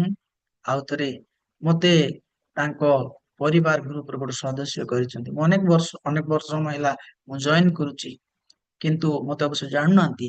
କିନ୍ତୁ ଏଇ ଗ୍ରୁପ ଅନ୍ୟମାନଙ୍କ ପାଇଁ ପ୍ରକୃତରେ ଏକ ଆଦର୍ଶର ଗ୍ରୁପ ଅଟେ। ଆମେ ପ୍ରାର୍ଥନା କରୁଛୁ ପ୍ରଭୁ ତାଙ୍କୁ, ତାଙ୍କ ପରିବାରକୁ, ତାଙ୍କ କୋର ଟିମକୁ ଆଶୀର୍ବାଦ କରନ୍ତୁ। ଈଶ୍ୱରଙ୍କ ମହିମା ପାଇଁ ଦ୍ୱିତୀୟ ଆଗମନ ପର୍ଯ୍ୟନ୍ତ ଆପଣ ମାନଙ୍କର ପାଖରେ ଈଶ୍ୱରଙ୍କର ମଙ୍ଗଳମୟ ହସ୍ତ, ଯୋଉ ହସ୍ତ ଦ୍ଵାରା ଆପଣ ସଫଳ ହେବେ। ଆପଣଙ୍କୁ ରାଜାର ଆବଶ୍ୟକ ନାହିଁ, ଆପଣଙ୍କୁ ଅସ୍ତ୍ରର ଆବଶ୍ୟକ ନାହିଁ, ଆପଣଙ୍କୁ ଖଣ୍ଡାର ଆବଶ୍ୟକ ନାହିଁ, ଆପଣଙ୍କୁ ଲୋକ ଦଳର ଆବଶ୍ୟକ ନାହିଁ। ଆପଣଙ୍କୁ କେବଳ ଈଶ୍ୱରଙ୍କର ମଙ୍ଗଳମୟ ହସ୍ତ ଆବଶ୍ୟକ। ସେ ହସ୍ତ ଆପଣଙ୍କ ଜୀବନ ଯାତ୍ରାରେ ଆପଣଙ୍କୁ ପହଞ୍ଚି ଆପଣଙ୍କୁ ଆଶୀର୍ବାଦ କରିବେ। ତେବେ ଏଜରା କହିଲେ ଆମେ ଉପବାସ କରୁ, ଉପବାସରେ ତାଙ୍କର ମଙ୍ଗଳମୟ ହସ୍ତ ଆସିବ। ଆଜ୍ଞା, ଈଶ୍ୱରଙ୍କର ହସ୍ତ ଯାହା ଉପରେ ଅଛି ସେ ମନୁଷ୍ୟ ପରିବର୍ତ୍ତନ ହେଇଛି, ସେ ମନୁଷ୍ୟକୁ ଆଶୀର୍ବାଦ ପ୍ରାପ୍ତ ହବ। ଯୋଉମାନଙ୍କ ପାଖରେ ଈଶ୍ୱରଙ୍କର ହସ୍ତ କଥା ଅନେକ ବାଇବେଲରେ ଲେଖା ହେଇଛି, ଯେ ଯୋଉମାନଙ୍କର ପାଖରେ ଈଶ୍ୱରଙ୍କର ହସ୍ତ ପଡିଛି ସେମାନଙ୍କର ଜୀବନ ପରିବର୍ତ୍ତନ ହେଇଯାଇଛି। ତେବେ 2025 ମସିହାରେ ଆମେ ଯେତେକ ବସିଛୁ ଆମେ ପ୍ରାର୍ଥନା କରିବା, ପ୍ରଭୁ ତୁମର ମଙ୍ଗଳମୟ ହସ୍ତ ଏଇ ବର୍ଷରେ ମୋ ଉପରେ ରଖ। କାହିଁକି ମତେ ଯିବାକୁ ଅଛି, ମୁଁ ବର୍ତ୍ତମାନ କବାର ନଦୀ କୂଳରେ ଅଛି, ମତେ ଜେରୁସାଲମ ପର୍ଯ୍ୟନ୍ତ ପହଞ୍ଚିବାର ଅଛି। ବାବିଲ ଠାରୁ ବାହାରିଲି, ସୈନ୍ୟ ଦଳ ଲୋକ ଦଳକୁ ଧରିକରି ଯାଉଛି ମୁଁ, କିନ୍ତୁ ମୁଁ ନଦୀ କୂଳରେ ରହିଯାଇଛି, ୟାକୁ ଯିବାର ଅଛି। ଏପଟ ଶତ୍ରୁ ସେପଟ ଶତ୍ରୁ, ମୋର ଯାତ୍ରାକୁ ତୁମେ ସୁଗମ କର। ଡିସେମ୍ବର 31 ତାରିଖ ପର୍ଯ୍ୟନ୍ତ ମତେ ପହଞ୍ଚିବାକୁ ଅଛି, ମତେ ତୁମେ ଦୟା କର। ଆଜି ଉପବାସ କରି ହୃଦୟ କ୍ରନ୍ଦନ କରି ଭାଙ୍ଗିକି ତୁମ ପାଖକୁ ଆସୁଛି, ତୁମେ ମତେ ଦୟା କର, ମୋର ଯାତ୍ରାକୁ ତୁମେ ସଫଳ କର। ଆପଣଙ୍କର ଯାତ୍ରାର ସଫଳ କର୍ତ୍ତା ହଉଛନ୍ତି ପରମେଶ୍ୱର। ଆପଣଙ୍କ ଗାଡିର ସାରଥୀ ହଉଛନ୍ତି, ରଥର ସାରଥୀ ହଉଛନ୍ତି ପ୍ରଭୁ ଯୀଶୁ ଖ୍ରୀଷ୍ଟ। ଯେତେବେଳେ ଉପବାସ କରିବେ, ପ୍ରାର୍ଥନା କରିବେ, ଭଗ୍ନ ହୃଦୟର ସହିତ ଆସିବେ, ଆପଣଙ୍କୁ ରୂପାନ୍ତରିତ କରିବେ। ଆପଣଙ୍କ ରୂପକୁ ବଦଳେଇବେ, ଆପଣଙ୍କ ବର୍ଣ୍ଣକୁ ବଦଳେଇବେ, ଆପଣଙ୍କର ଚାକିରିକୁ ବଦଳେଇବେ, ଆପଣଙ୍କ ସ୍ୱାସ୍ଥ୍ୟକୁ ବଦଳେଇବେ, ଆପଣଙ୍କ ସବୁ ଜିନିଷ ବଦଳେଇବେ ଯେତେବେଳେ ତାଙ୍କ ହାତ ଆପଣଙ୍କ ଉପରେ ରହିବ। ପ୍ରିୟମାନେ, ଆମେ ଅନେକ ସମୟରେ ଈଶ୍ୱରଙ୍କର ହାତକୁ ଦୃଷ୍ଟି କରିନଥାଉ, ଲକ୍ଷ୍ୟ କରିନଥାଉ, ଅନେଇ ନଥାଉ। ଆମେ ଜଗତ ପ୍ରତି ବହୁତ ଆଉଜି ପଡିଥାଉ। ମୋର ଜୀବନ, ଗତ ବର୍ଷ ମୁଁ ଏତେବେଳେ ହସ୍ପିଟାଲରେ ଥିଲି। ମୁଁ ଡକ୍ଟର ପାଖକୁ ଯେତେବେଳେ ଗଲି, ଡକ୍ଟର କହିଲେ, ବ୍ରହ୍ମପୁର ଗୋଟେ ଓଡିଆ ଡକ୍ଟର ଥିଲେ, କହିଲେ ମରିଯିବୁ ରେ ବାବୁ। ସାର୍ ଆପଣ ମରିଯିବେ, ଆଉ ବଞ୍ଚିବେ ନାହିଁ। ଭାଗ୍ୟବଶତଃ ଆସିଲେ, ଆଉ ମାସେ ପରେ ପାରାଲାଇଜ ହେଇଯାଇଥାନ୍ତା ଆପଣ। ବହୁତ ବଡ ବଡ ହସ୍ପିଟାଲ ଗଲି, ଶେଷରେ 7 ବିଷମଗଡ଼ ଗଲି, ସରି ବିଶାଖାପଟନମ ଗଲି। ସେଠି ମୁଁ ପ୍ରାୟ 2 ମାସ ମୁଁ ରହିଲି, 8-10 ଲକ୍ଷ ଟଙ୍କା ଖର୍ଚ୍ଚ କରିଦେଲି ସେଠି। ଡକ୍ଟର କହିଲା ମରିଯିବୁ ବୋଲିକରି। ବହୁତ ଦୁଃଖ କଲି, କାନ୍ଦିଲି। ମୋ ଛୁଆ ମାନେ କଣ ହେବେ, ମୋ ଭବିଷ୍ୟତ କଣ ହବ, ପିଲାମାନେ ବଢି ନାହାନ୍ତି, ଛୋଟ ଛୋଟ ଅଛନ୍ତି, ମୋର ମିନିଷ୍ଟ୍ରି କଣ ହବ, ମୋର ମଣ୍ଡଳୀ କଣ ହବ, ମୋ ପାଳକ ମାନେ କଣ ହେବେ। ଏ ସବୁ ସତେ ରାତି ଯାକ ଆମେ 2 ଜଣ କାନ୍ଦି ଥାଉ। ଲାଇଟ ଯାଇଥିଲା, କାନ୍ଦି କାନ୍ଦି ପ୍ରାର୍ଥନା କରିବାକୁ, ପ୍ରଭୁ ମୁଁ ଯଦି ବଞ୍ଚିବି ତେବେ କେବଳ ତମ ସେବା କରି ବଞ୍ଚିବି। ମୋ ଜୀବନରେ ଯୋଉ ଛୋଟିଆ ମୋଟିଆ ଯୋଉ ଆବର୍ଜନା ଅଛି ତାକୁ କାଢି ଫୋପାଡି ଦେବି ଆପଣଙ୍କ। ମତେ ତମେ ଦୟା କର। ମୁଁ ଚେଷ୍ଟା କରିବି ପାରୁ ପର୍ଯ୍ୟନ୍ତ ସତରେ ଚାଲିବା ପାଇଁ। ବଡ ବଡ ସଭା କରିବି, ପ୍ରଭୁଙ୍କ ଲୋକମାନଙ୍କୁ ଆଣିବି। ଆଜ୍ଞା, ମୋ ଜୀବନରେ ଅନେକ ବଡ ବଡ ସଭା କରିଛି, ବହୁତ ଲୋକଙ୍କୁ ପ୍ରଭୁଙ୍କର ବାକ୍ୟ ଶୁଣେଇଛି। ପ୍ରତି ମାସରେ, ଆପଣ ମାନେ କି ଜାଣିନାହାନ୍ତି, ବେଟରୁ ମୋ ଭାଇ ଜଣେ ବୋଧେ କିଏ ଗୋଟେ ଜାଣିଥିବେ, ଆଉ କିନ୍ତୁ ବହୁତ ଲୋକ ଜାଣି, ମୁଁ ପ୍ରତି ମାସରେ 1000 ଲୋକ ସୁସମାଚାର ଶୁଣାଏ। ସବୁବେଳେ ମୁଁ ଆଉ ସଭା ସମିତି ସବୁ କରେ। ଅନେକ ପ୍ରଭୁଙ୍କର ଦାସ ମାନଙ୍କୁ ମୁଁ ଡାକେ, ପାଷ୍ଟର ସେମିନାର କରେ, ପାଷ୍ଟର ମା ମାନଙ୍କ ସେମିନାର କରେ, ଗୋପାଳପୁରରେ କରେ, ହାଇଦ୍ରାବାଦରେ କରେ, ସାୟାକ୍ସପୁରୀ ଜାଗାରେ ମୁଁ ନେଇକରି କରିଛି, ବେଙ୍ଗାଲୋରରେ ପ୍ରଭୁଙ୍କର ଲୋକମାନଙ୍କୁ ନେଇଛି। କିଛି ଏତେ କାମ କଲା ପରେ ମୁଁ ଭାବିଲି ସେତେବେଳକୁ, ମୁଁ ଭାବନା କହୁଛି ଆଜି କହୁନାହିଁ, ମୁଁ ଏତେ ପ୍ରଭୁ କିଛି ଗୋଟେ କଲି ତୁମ ପାଇଁ, ସତରେ ମୁଁ ମରିଯିବି, ଅମଲେ ମରିଯିବି, ଆଉ ମୋର ଇଚ୍ଛା। ବହୁତ ଟେଷ୍ଟ ହେଲା, ସବୁ ଜିନିଷ କଲା, ଆଖିରୁ ଲୁହ ଆଖିରେ ଅଛି, ହୃଦୟ ଭାଙ୍ଗି ଯାଇଛି। ତାପରେ ଡକ୍ଟର ଅନ୍ୟ ଗୋଟେ ଡକ୍ଟରକୁ ସିଫ୍ଟ କଲେ, ପଠେଇଦେଲେ ଆଉ ଗୋଟେ ଡକ୍ଟର ପାଖକୁ। ସେ ଡକ୍ଟର କହିଲେ ଆପଣ କିଛି ହେବେ ନାହିଁ, ଆପଣଙ୍କ ରିପୋର୍ଟ ଭଲ ଆସିଛି। ଯୋଉ ରିପୋର୍ଟ ମରିଯିବା ରିପୋର୍ଟ ଆସିଥିଲା, ସେକେଣ୍ଡ ଟାଇମ ରିପୋର୍ଟ ଭଲ ରିପୋର୍ଟ ମୋ ପାଇଁ ଆସିଲା। ଆଜ୍ଞା, ଲକ୍ଷ ଲକ୍ଷ ଟଙ୍କା ରିପୋର୍ଟ ମିଛ ହେଇଗଲା। ସଦାପ୍ରଭୁଙ୍କର ମଙ୍ଗଳମୟ ହସ୍ତ ଥିଲା। ବହୁତ କାନ୍ଦିଲୁ, ବହୁତ କାନ୍ଦିଲୁ, ଏତେ ଟଙ୍କା ପଇସା ଖର୍ଚ୍ଚ କଲୁ। 2 ମାସ ଘରକୁ ଆସିଲା ପରେ ମଧ୍ୟ ମୁଁ ପ୍ରତି ସୋମବାର ଦିନ ମୁଁ ଯାଏ, 5,000 ଟଙ୍କା ଖର୍ଚ୍ଚ ହୁଏ ପ୍ରତି ସପ୍ତାହରେ, ମାସରେ 20,000 ଟଙ୍କାର ଔଷଧ ଖାଉଥିଲି। ମୋ ଚୁଟି ସବୁ ଝଡିଗଲା। ମତେ ଯୋଉମାନେ ଦେଖିଛନ୍ତି, ମୋ ଭାଇ ମାନେ ଜାଣିଛନ୍ତି, ମୋ ଚୁଟି ଝଡିଗଲା, ମୋ ଚୁଟି ବହୁତ ଥିଲା, ମରିଯିବି ବୋଲିକରି ଭାବିଲି। କିନ୍ତୁ ପ୍ରଭୁଙ୍କର ମଙ୍ଗଳମୟ ହସ୍ତ ମୋ ଉପରେ। ଏ ଛୋଟା ହେଇକରି, ଅସୁସ୍ଥ ହେଇକରି ବି ଏଇ ବର୍ଷ ମୁଁ 4ଟା ସଭା କଲି, ଛୋଟିଆ ଛୋଟିଆ। ଈଶ୍ୱରଙ୍କର ହସ୍ତ ମୋ ଉପରେ। ଈଶ୍ୱରଙ୍କର ମଙ୍ଗଳମୟ ହସ୍ତ ଯାହା ଉପରେ ଥାଏ, ତାକୁ ସୈନ୍ୟ ଦରକାର ନାହିଁ, ତାକୁ ଭଲ ଡକ୍ଟର ଦରକାର ନାହିଁ, କୌଣସି ଆମର ଜୀବନରେ ସବୁ ବୃଥା। ଆଜ୍ଞା, ମୁଁ ମରିଗଲା ଲୋକ ଫେରି ଆସି ଆପଣ ମାନଙ୍କୁ କହୁଛି, ଆମ ଜୀବନରେ ସବୁ ବୃଥା, କେବଳ ଈଶ୍ୱର ହିଁ ସତ୍ୟ। ଉପବାସ ଆପଣଙ୍କୁ ସୁରକ୍ଷା ଦେବ, ସ୍ୱାସ୍ଥ୍ୟ ଦେବ, ଆଶୀର୍ବାଦ ଦେବ, ଅନୁଗ୍ରହ ଦେବ, ଦିଗଦର୍ଶନ ଦେବ, ଲକ୍ଷ୍ୟସ୍ଥଳରେ ପହଞ୍ଚେଇବ, ଯେତେବେଳେ ଆମେ ଈଶ୍ୱରଙ୍କ ନିକଟରେ ନିଜକୁ ନମ୍ର କରୁ। ଉପବାସ ପ୍ରଶଂସା କରିବାରେ ସାହାଯ୍ୟ କରିବ। ଲୁକ ତାର 2:37 ଲେଖା ହେଇଛି, ହାନା ଦିବାରାତ୍ର ଈଶ୍ୱରଙ୍କର ଉପାସନା କରୁଥିଲେ, ଉପବାସ କରୁଥିଲେ, ପ୍ରାର୍ଥନା କରୁଥିଲେ। ଆପଣଙ୍କୁ ଉପବାସର ଈଶ୍ୱରଙ୍କ ପ୍ରଶଂସା କରିବା ପାଇଁ ଆପଣଙ୍କୁ ସାହାଯ୍ୟ କରିବ। ଉପବାସରେ ଥକି ପଡିବେ ନାହିଁ। ଉପବାସ କଲେ ଆପଣ ଦେହ ଖରାପ ହବ ନାହିଁ, ଓଜନ କମ ହେଇଯିବ, ସେଥିପାଇଁ ଉପବାସ କରନ୍ତୁ ନାହିଁ। ଅନେକ ଲୋକ ଉପବାସ ଓଜନ କମ ହେଇଯିବା ପାଇଁ ପ୍ରାର୍ଥନା କରନ୍ତି ନାଇଁ, ଆମର ପ୍ରାର୍ଥନା ହଉଛି ପ୍ରଶଂସା କରିବା ପାଇଁ। ଡକ୍ଟର କହିଲେ ଆଜ୍ଞା ଗୋଟଳି ଖାଇବା ପାଇଁ, ଆଉ ଗୋଟଳି ଖାଇବିନି।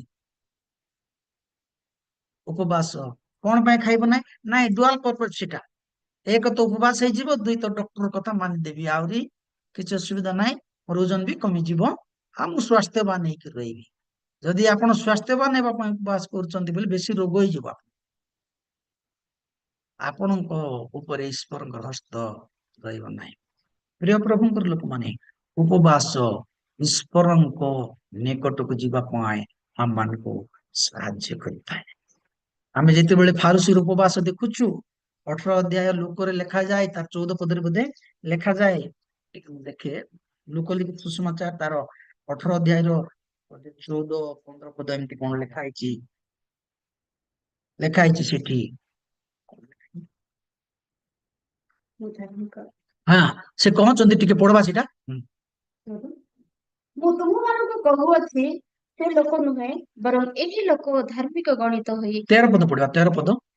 କିନ୍ତୁ କରଗ୍ରାହୀ ଦୂରରେ ଠିଆ ହୋଇ ସ୍ୱର୍ଗ ଆଡେ ଉର୍ଦ୍ଧ୍ୱ ଦୃଷ୍ଟି କରିବାକୁ ସୁଦ୍ଧା ସାହସ କଲା ନାହିଁ, କିନ୍ତୁ ଆପଣା ଛାତିରେ ମାରି ହୋଇ କହିବାକୁ ଲାଗିଲା, ହେ ଈଶ୍ୱର, ମୁଁ ପାପୀ, ମୋତେ ଦୟା କର। 12 ପଦ ପଢନ୍ତୁ ଆଉ ଟିକେ ପ୍ଲିଜ। ମୁଁ ସପ୍ତାହରେ 2 ଥର ଉପବାସ କରିଥାଏ ଓ ମୋହର ସମସ୍ତ ଆୟର ଦଶମାଂଶ ଦାନ କରିଥାଏ। ବାବା ବାବା ବାବା ବାବା, ସପ୍ତାହରେ 2 ଥର ଉପବାସ করে ଫାରୁସି, ଏତେ ଧାର୍ମିକ। ଗୋଟେ ଥର ବି ନାହିଁ ଆଜ୍ଞା, ମଙ୍ଗଳବାର ଆହୁରି ଶୁକ୍ରବାର କରେ, ସେଟା ହଉଛି ଜିଉଦୀୟ ଲୋକମାନଙ୍କର ରୀତିନୀତି। ଏତେ ଧାର୍ମିକ, ସବୁଦିନ ପ୍ରାର୍ଥନା କରେ, କୋଣରେ ଠିଆ ହେଇ, ଛକରେ ଠିଆ ହେଇକିରି, ଧଳା ଡ୍ରେସ ପିନ୍ଧିଦିଏ, ଜିଉଦୀୟ ମାନଙ୍କ ଡ୍ରେସ ପିନ୍ଧିଦିଏ, ପ୍ରାର୍ଥନା କରେ। ଆର ପରିକି ମୁଁ ଏ ପାପିଷ୍ଟ ନା, ଆଉ ମୁଁ ଧାର୍ମିକ। ଛୋଟ ବେଳୁ ସଣ୍ଡେ ସ୍କୁଲ, ବାଇବେଲ ପଢା, ପୁରା ସବୁ କିଛି ମୋ ପାଖରେ, କୌଣସି ଅଭାବ ନାହିଁ। ଆଜିକାଲି ଲୋକ ଭାରି ଆସୁଛନ୍ତି, ଆମେ ଛୋଟ ବେଳରୁ ସଣ୍ଡେ ସ୍କୁଲ, ହଷ୍ଟେଲରେ ରହିକି ଅଧ୍ୟାୟ ଉପରେ ଅଧ୍ୟାୟ ପଢିକରି 1000ଟା ପଦ ଘୋଷି ପକେଇଛି ମୁଁ, ମୋ ପାଖରେ କଣ ପ୍ରୋବ୍ଲେମ ଅଛି? ତାରପରେ ନାଇଁ ନା ମୁଁ ଛୋଟ ବେଳର ବାବୁ, ଆମ ବୁଢୀ ମା ମାନେ କହୁଛି ଛୋଟ ବେଳର ବାବୁ, ଆମେ ସାନ ବେଳରୁ ବାଇବେଲ ପଢି ପଢି ପଢି କରି ଆସୁଛୁ, ଏଭର ଖ୍ରୀଷ୍ଟିଆନ ନାହିଁ। ଆମ କୋରାପୁଟିଆ ଭାଷା କହିବେ ସାଟାପାଟା ଖ୍ରୀଷ୍ଟିଆନ ନାହିଁ। ଆମେ ଛୋଟିଆ ଲୋକ ନା, ବହୁତ ବଡ ଖ୍ରୀଷ୍ଟିଆନ। ଏତେ ଧାର୍ମିକ ଆମେ ଆଙ୍କ ପରିକି ଇମାନୁଏଲ ପ୍ରେୟର ଗ୍ରୁପ पर ନାହିଁ। ଆମେ ବେଶୀ ଧାର୍ମିକ। ଆଙ୍କେ ଖାଲି 3 ଥର ପ୍ରାର୍ଥନା କରନ୍ତି, ଆମେ କେତେ କେତେ ଥର ପ୍ରାର୍ଥନା କରୁ। ପ୍ରଭୁ କହିଲେ ନାଇଁ ବାବୁ, ତୁଇ ନାଇଁ ଇମାନୁଏଲ ଗ୍ରୁପ, ଏମାନେ ମୋ ଦୃଷ୍ଟିରେ ଧାର୍ମିକ। ଫାରୁସିର ପ୍ରାର୍ଥନା, ଫାରୁସିର ପ୍ରାର୍ଥନା ମୁଁ ସବୁ କିଛି। ଫାରୁସି ଧନୀ ଯୁବକ ଫାରୁସି ଥିଲେ, ଆପଣମାନେ ସମସ୍ତେ ଜାଣନ୍ତି। ଯୀଶୁଙ୍କ ପାଖକୁ କହିଲେ ପ୍ରଭୁ, ମୁଁ ଅନନ୍ତ ଜୀବନ ପାଇବା ପାଇଁ କଣ କରିବି? ଏ ବଢିଆ କଥା ଲୁକ ଲେଖନ୍ତି, ସରି ମାଥ୍ୟୁ ଲେଖନ୍ତି, ମାଥ୍ୟୁ ଲେଖନ୍ତି, ଲୁକ ଟିକେ ଅଲଗା ଲେଖାଇଛି।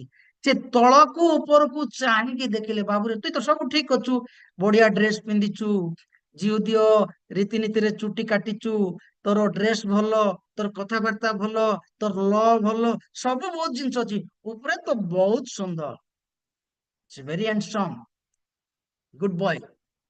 ହେଲେ ତୋର ଭିତରେ ମୁଁ ଟିକେ ଦେଖିଲି ଯେ ଗୋଟେ ଜିନିଷ ଅଣା ଅଛି ବାପା। ସତରେ କଣ ଅଣା ଅଛି? ନାଇଁ ପ୍ରଭୁ, ମୁଁ ସବୁ perfect, everything I am perfect, I am deserve to go heaven, to get eternal life. ନା ନା ନା, ତୋର ପାଖରେ ଗୋଟେ ଗୁଣ ଅଛି। କାହିଁ ପ୍ରଭୁ ଟିକେ କହିଦିଅ।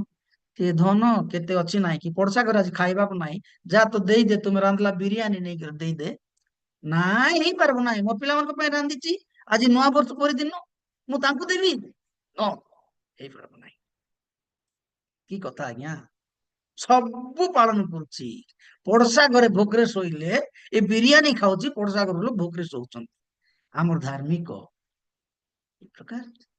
ଫାରୁସିର ଉପବାସ, ଆମମାନଙ୍କର ଉପବାସ ଫାରୁସିର ଉପବାସ। ଆମମାନଙ୍କର ଉପବାସ ଭଗ୍ନ ଅନ୍ତଃକରଣର ଉପବାସ।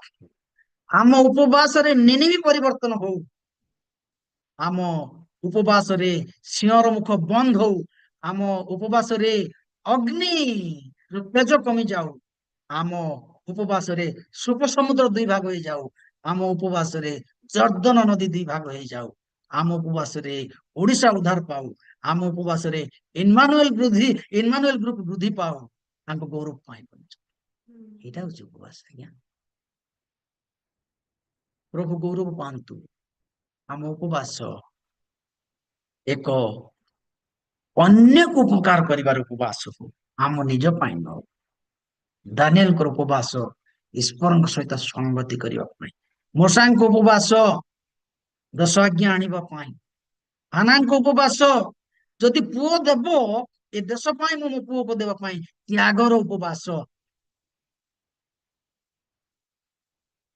ବିଧବାର ଦୁଃଖ, ବିଧବାର କଷ୍ଟ, ବିଧବାର ଯନ୍ତ୍ରଣା ପ୍ରଭୁ କହିଲେ କହିଲି ଆଜି ତ କହୁଛି। ଯୀଶୁଙ୍କର ଉପବାସ ଶକ୍ତିର ଉପବାସ, ଦାଉଦଙ୍କର ଉପବାସ ଅନୁତାପର ଉପବାସ। ତେବେ ଆମର ଉପବାସ କେମିତି ଉପବାସ? ଆମର ଉପବାସ ଈଶ୍ୱର ଗ୍ରହଣୀୟ ଉପବାସ ହେବା ଆବଶ୍ୟକତା ଅଟେ। ଯେତେବେଳେ ମଣ୍ଡଳୀ ଉପବାସ କଲେ, ପ୍ରେରିତ ପାଉଲ ଗଲେ, ଆଜିକାଲି କେହି ଗୋଟେ କହନ୍ତି ଯେ ୟୁଟ୍ୟୁବରେ ଆମେ ଦେଖୁଛୁ ମାଡି ଚାଲ ବୋଲିକି କହନ୍ତି। ଏ ପ୍ରେରିତ ପାଉଲ ବର୍ଣ୍ଣବା ମାଡି ଚାଲିଲେ, ଆଉ ଆଜ୍ଞା ଏସିଆ ମହାଦେଶର ଅର୍ଦ୍ଧେକ, ଆଫ୍ରିକା ମହାଦେଶ ଅର୍ଦ୍ଧେକ, ୱେଷ୍ଟର୍ଣ୍ଣ କଣ୍ଟ୍ରି ଅନେକ ଯାଇକି ସେମାନେ ସୁସମାଚାର ପ୍ରଚାର କରିବା ସଫଳ ହେଲେ। ଉପବାସ ପ୍ରାର୍ଥନା ପୃଥିବୀକୁ ଟଳମଳ କରିଦିଏ। ଲୋକ ସମସ୍ତେ ପ୍ରାର୍ଥନା କରନ୍ତି, ସମସ୍ତେ ଉପବାସ କରନ୍ତି, କିନ୍ତୁ ପ୍ରକୃତ ଉପବାସ ବହୁତ ଲୋକ, କମ ଲୋକ କରନ୍ତି। ତେବେ ଆଜିର ଆମର ପ୍ରାର୍ଥନା ଏକ ପରିବର୍ତ୍ତନଶୀଳ ପ୍ରାର୍ଥନା ହଉ, ଆମ ଦ୍ୱାରା ଅନେକ ଉପକାର ପାଆନ୍ତୁ, ଆଶୀର୍ବାଦ ପ୍ରାପ୍ତ ହୁଅନ୍ତୁ, ଆଉ ଈଶ୍ୱରଙ୍କ ଗୌରବ ପାଇଁ ପ୍ରଭୁ ସେମାନଙ୍କୁ ବଞ୍ଚାନ୍ତୁ। ଗୋଟିଏ ପ୍ରେରିତ ପାଉଲ ଆଜ୍ଞା ଜଗତକୁ ଉଲଟପାଲଟ କରିଦେଲା ପରେ କରିଦେଲେ, ସେମିତି ଲୋକ ଆଉ ବାହାରିବେ ନାହିଁ। ସେ କହିଲେ ଜୀବନକୁ ମୁଁ ଭୟ କରେ ନାହିଁ, ମୋ ପାଇଁ ରଖା ହେଇଛି ଅନନ୍ତ ଜୀବନ। ଏତେ ଡେଡିକେଟେଡ। କେହି କହନ୍ତି, ସ୍କଲାର୍ସ ମାନେ କହନ୍ତି ଯେ ପ୍ରେରିତ ପାଉଲ ବାହା ହେଇଥିଲେ ଆଉ ସେ ପ୍ରଭୁଙ୍କୁ ଜାଣିଲା ପରେ ତାଙ୍କ ସ୍ତ୍ରୀ ଚାଲିଗଲେ, ପଳେଇଲେ ଛାଡିକିରି।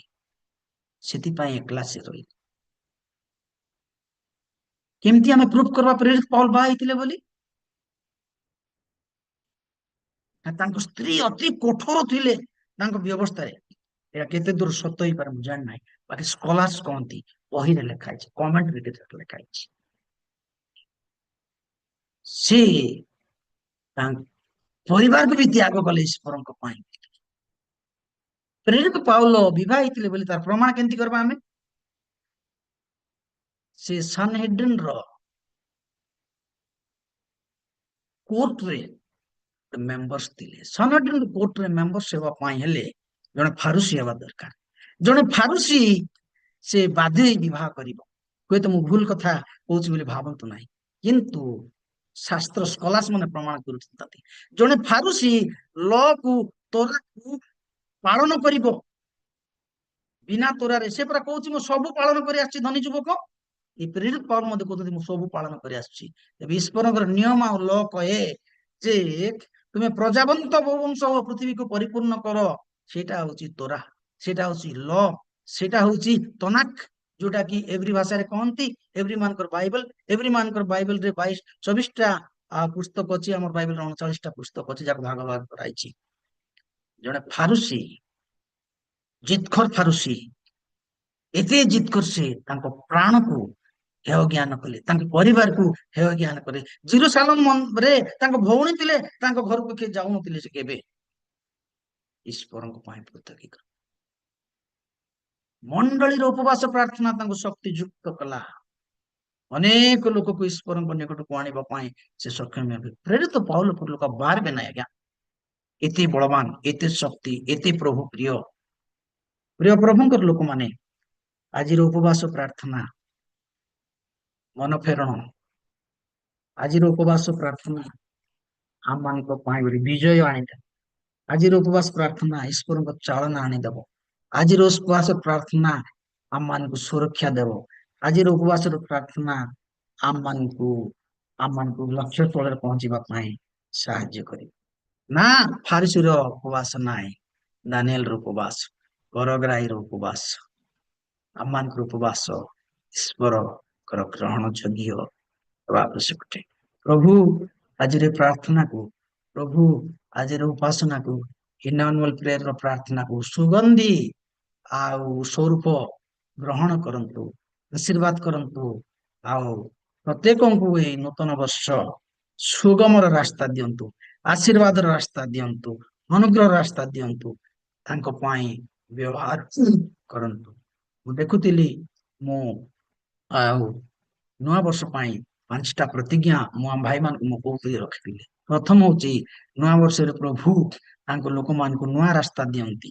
ଦ୍ୱିତୀୟ ହଉଛି ନୂଆ ବର୍ଷରେ ପ୍ରଭୁ ତାଙ୍କ ଲୋକମାନଙ୍କୁ ନୂତନ ଖାଦ୍ୟ ଦିଅନ୍ତି, ନୂତନ ରାସ୍ତା, ସେମାନେ ଦେଖିନଥିବା ରାସ୍ତା, ନୂତନ ଖାଦ୍ୟ, ମାନ୍ନା, ସ୍ୱର୍ଗର ମାନ୍ନା, ନୂତନ ସୁରକ୍ଷା, ଈଶ୍ୱରଙ୍କର ହାତ, ନୂତନ ଘର ହଉଛି କିଣାନ୍ ଦେଶ, ଯୋଉ ଘରକୁ ପ୍ରଭୁ ଦିଅନ୍ତି, ନୂତନ ଭବିଷ୍ୟତ ସେ ଦିଅନ୍ତି। ବହୁତ ସୁନ୍ଦର କଥା। ଗୋଟେ ପଦ ପଢିକି ମୁଁ ସରେଇବା ପାଇଁ ଚାହେଁ। ମୋ ପାଇଁ ଆଉ ବିଚାରକର୍ତ୍ତା ପୁସ୍ତକ ତାର ଋତ ପୁସ୍ତକ ତାର 4 ଅଧ୍ୟାୟର 16 ପଦ। ଋତ ପୁସ୍ତକ 4ର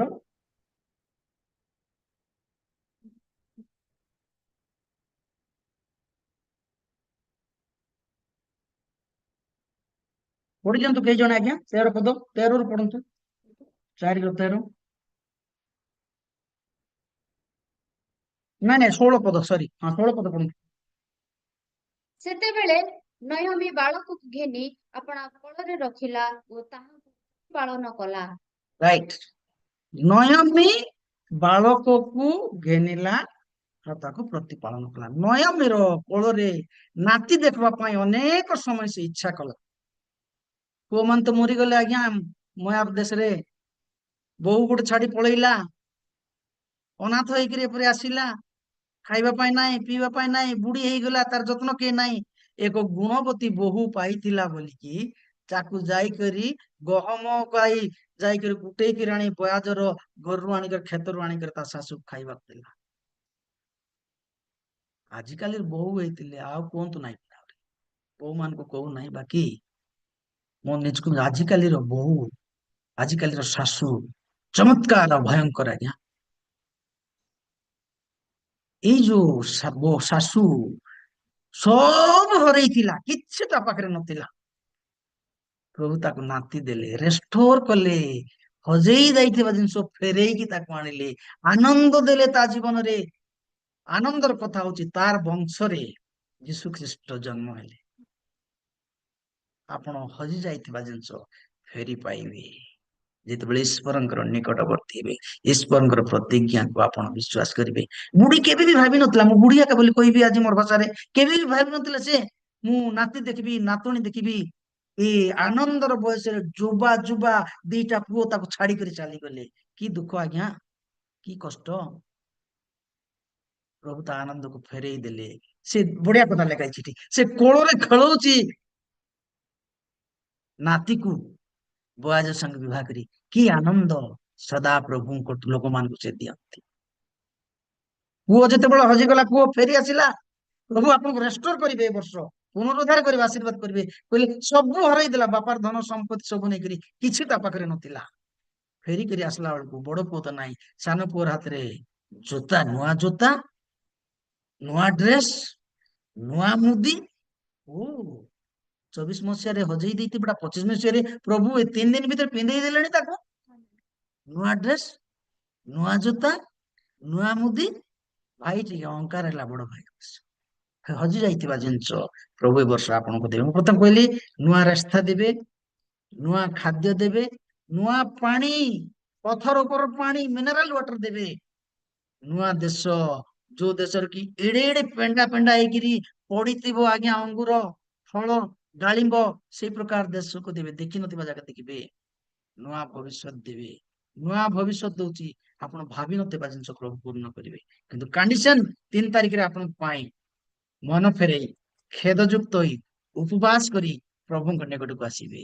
ଏ ବର୍ଷ ଯାକ ପ୍ରଭୁ ଆପଣଙ୍କୁ ଚଳେଇ ନେବେ। ଉତ୍କୃଷ୍ଟ ପକ୍ଷୀ ତା ଛୁଆ ମାନଙ୍କୁ ଯୋଉ ପ୍ରକାର ଡେଣାରେ ବହି କରି ଆଣିଲେ, ପ୍ରଭୁ ସେ ପ୍ରକାର ଏମାନେ ବହି ଆଣିଲେ ଆପଣଙ୍କୁ ଆଉ ମତେ ଇମାନୁଏଲ ଗ୍ରୁପକୁ ପ୍ରଭୁ ଏଇ ବର୍ଷ ତାଙ୍କ ଡେଣାରେ ବହିକିରି 31 ତାରିଖ ସନ୍ଧ୍ୟାରେ ନେଇକରି ପହଞ୍ଚେଇବେ। ଆହୁରି ଡ୍ୟାନ୍ସ କର, ନାଚ, ଆରାମ ସେ ତୁମେ ରୋଜା ପାଇଲ, ମୁଁ ବହି ବହିକିରି ଆଣିଲି, ଆଶୀର୍ବାଦ ସେ ବହି ଦେବେ। ପ୍ରଭୁ ଅନୁଗ୍ରହ କରନ୍ତୁ। Thank you very much Jagdish sir, ମତେ ସୁନ୍ଦର ସୁଯୋଗ ଦେଇଥିବାରୁ। ପ୍ରଭୁ ଆପଣଙ୍କୁ, ଆପଣଙ୍କ ପରିବାରକୁ, ମିନିଷ୍ଟ୍ରିକୁ ଆଶୀର୍ବାଦ କରନ୍ତୁ। ଆଉ ପ୍ରଭୁ ଗୌରବ ପାଆନ୍ତୁ। ସମସ୍ତଙ୍କୁ ଆଉ ଥରେ ନୂଆ ବର୍ଷର ଶୁଭେଚ୍ଛା ଅଭିନନ୍ଦନ ଜଣାଇ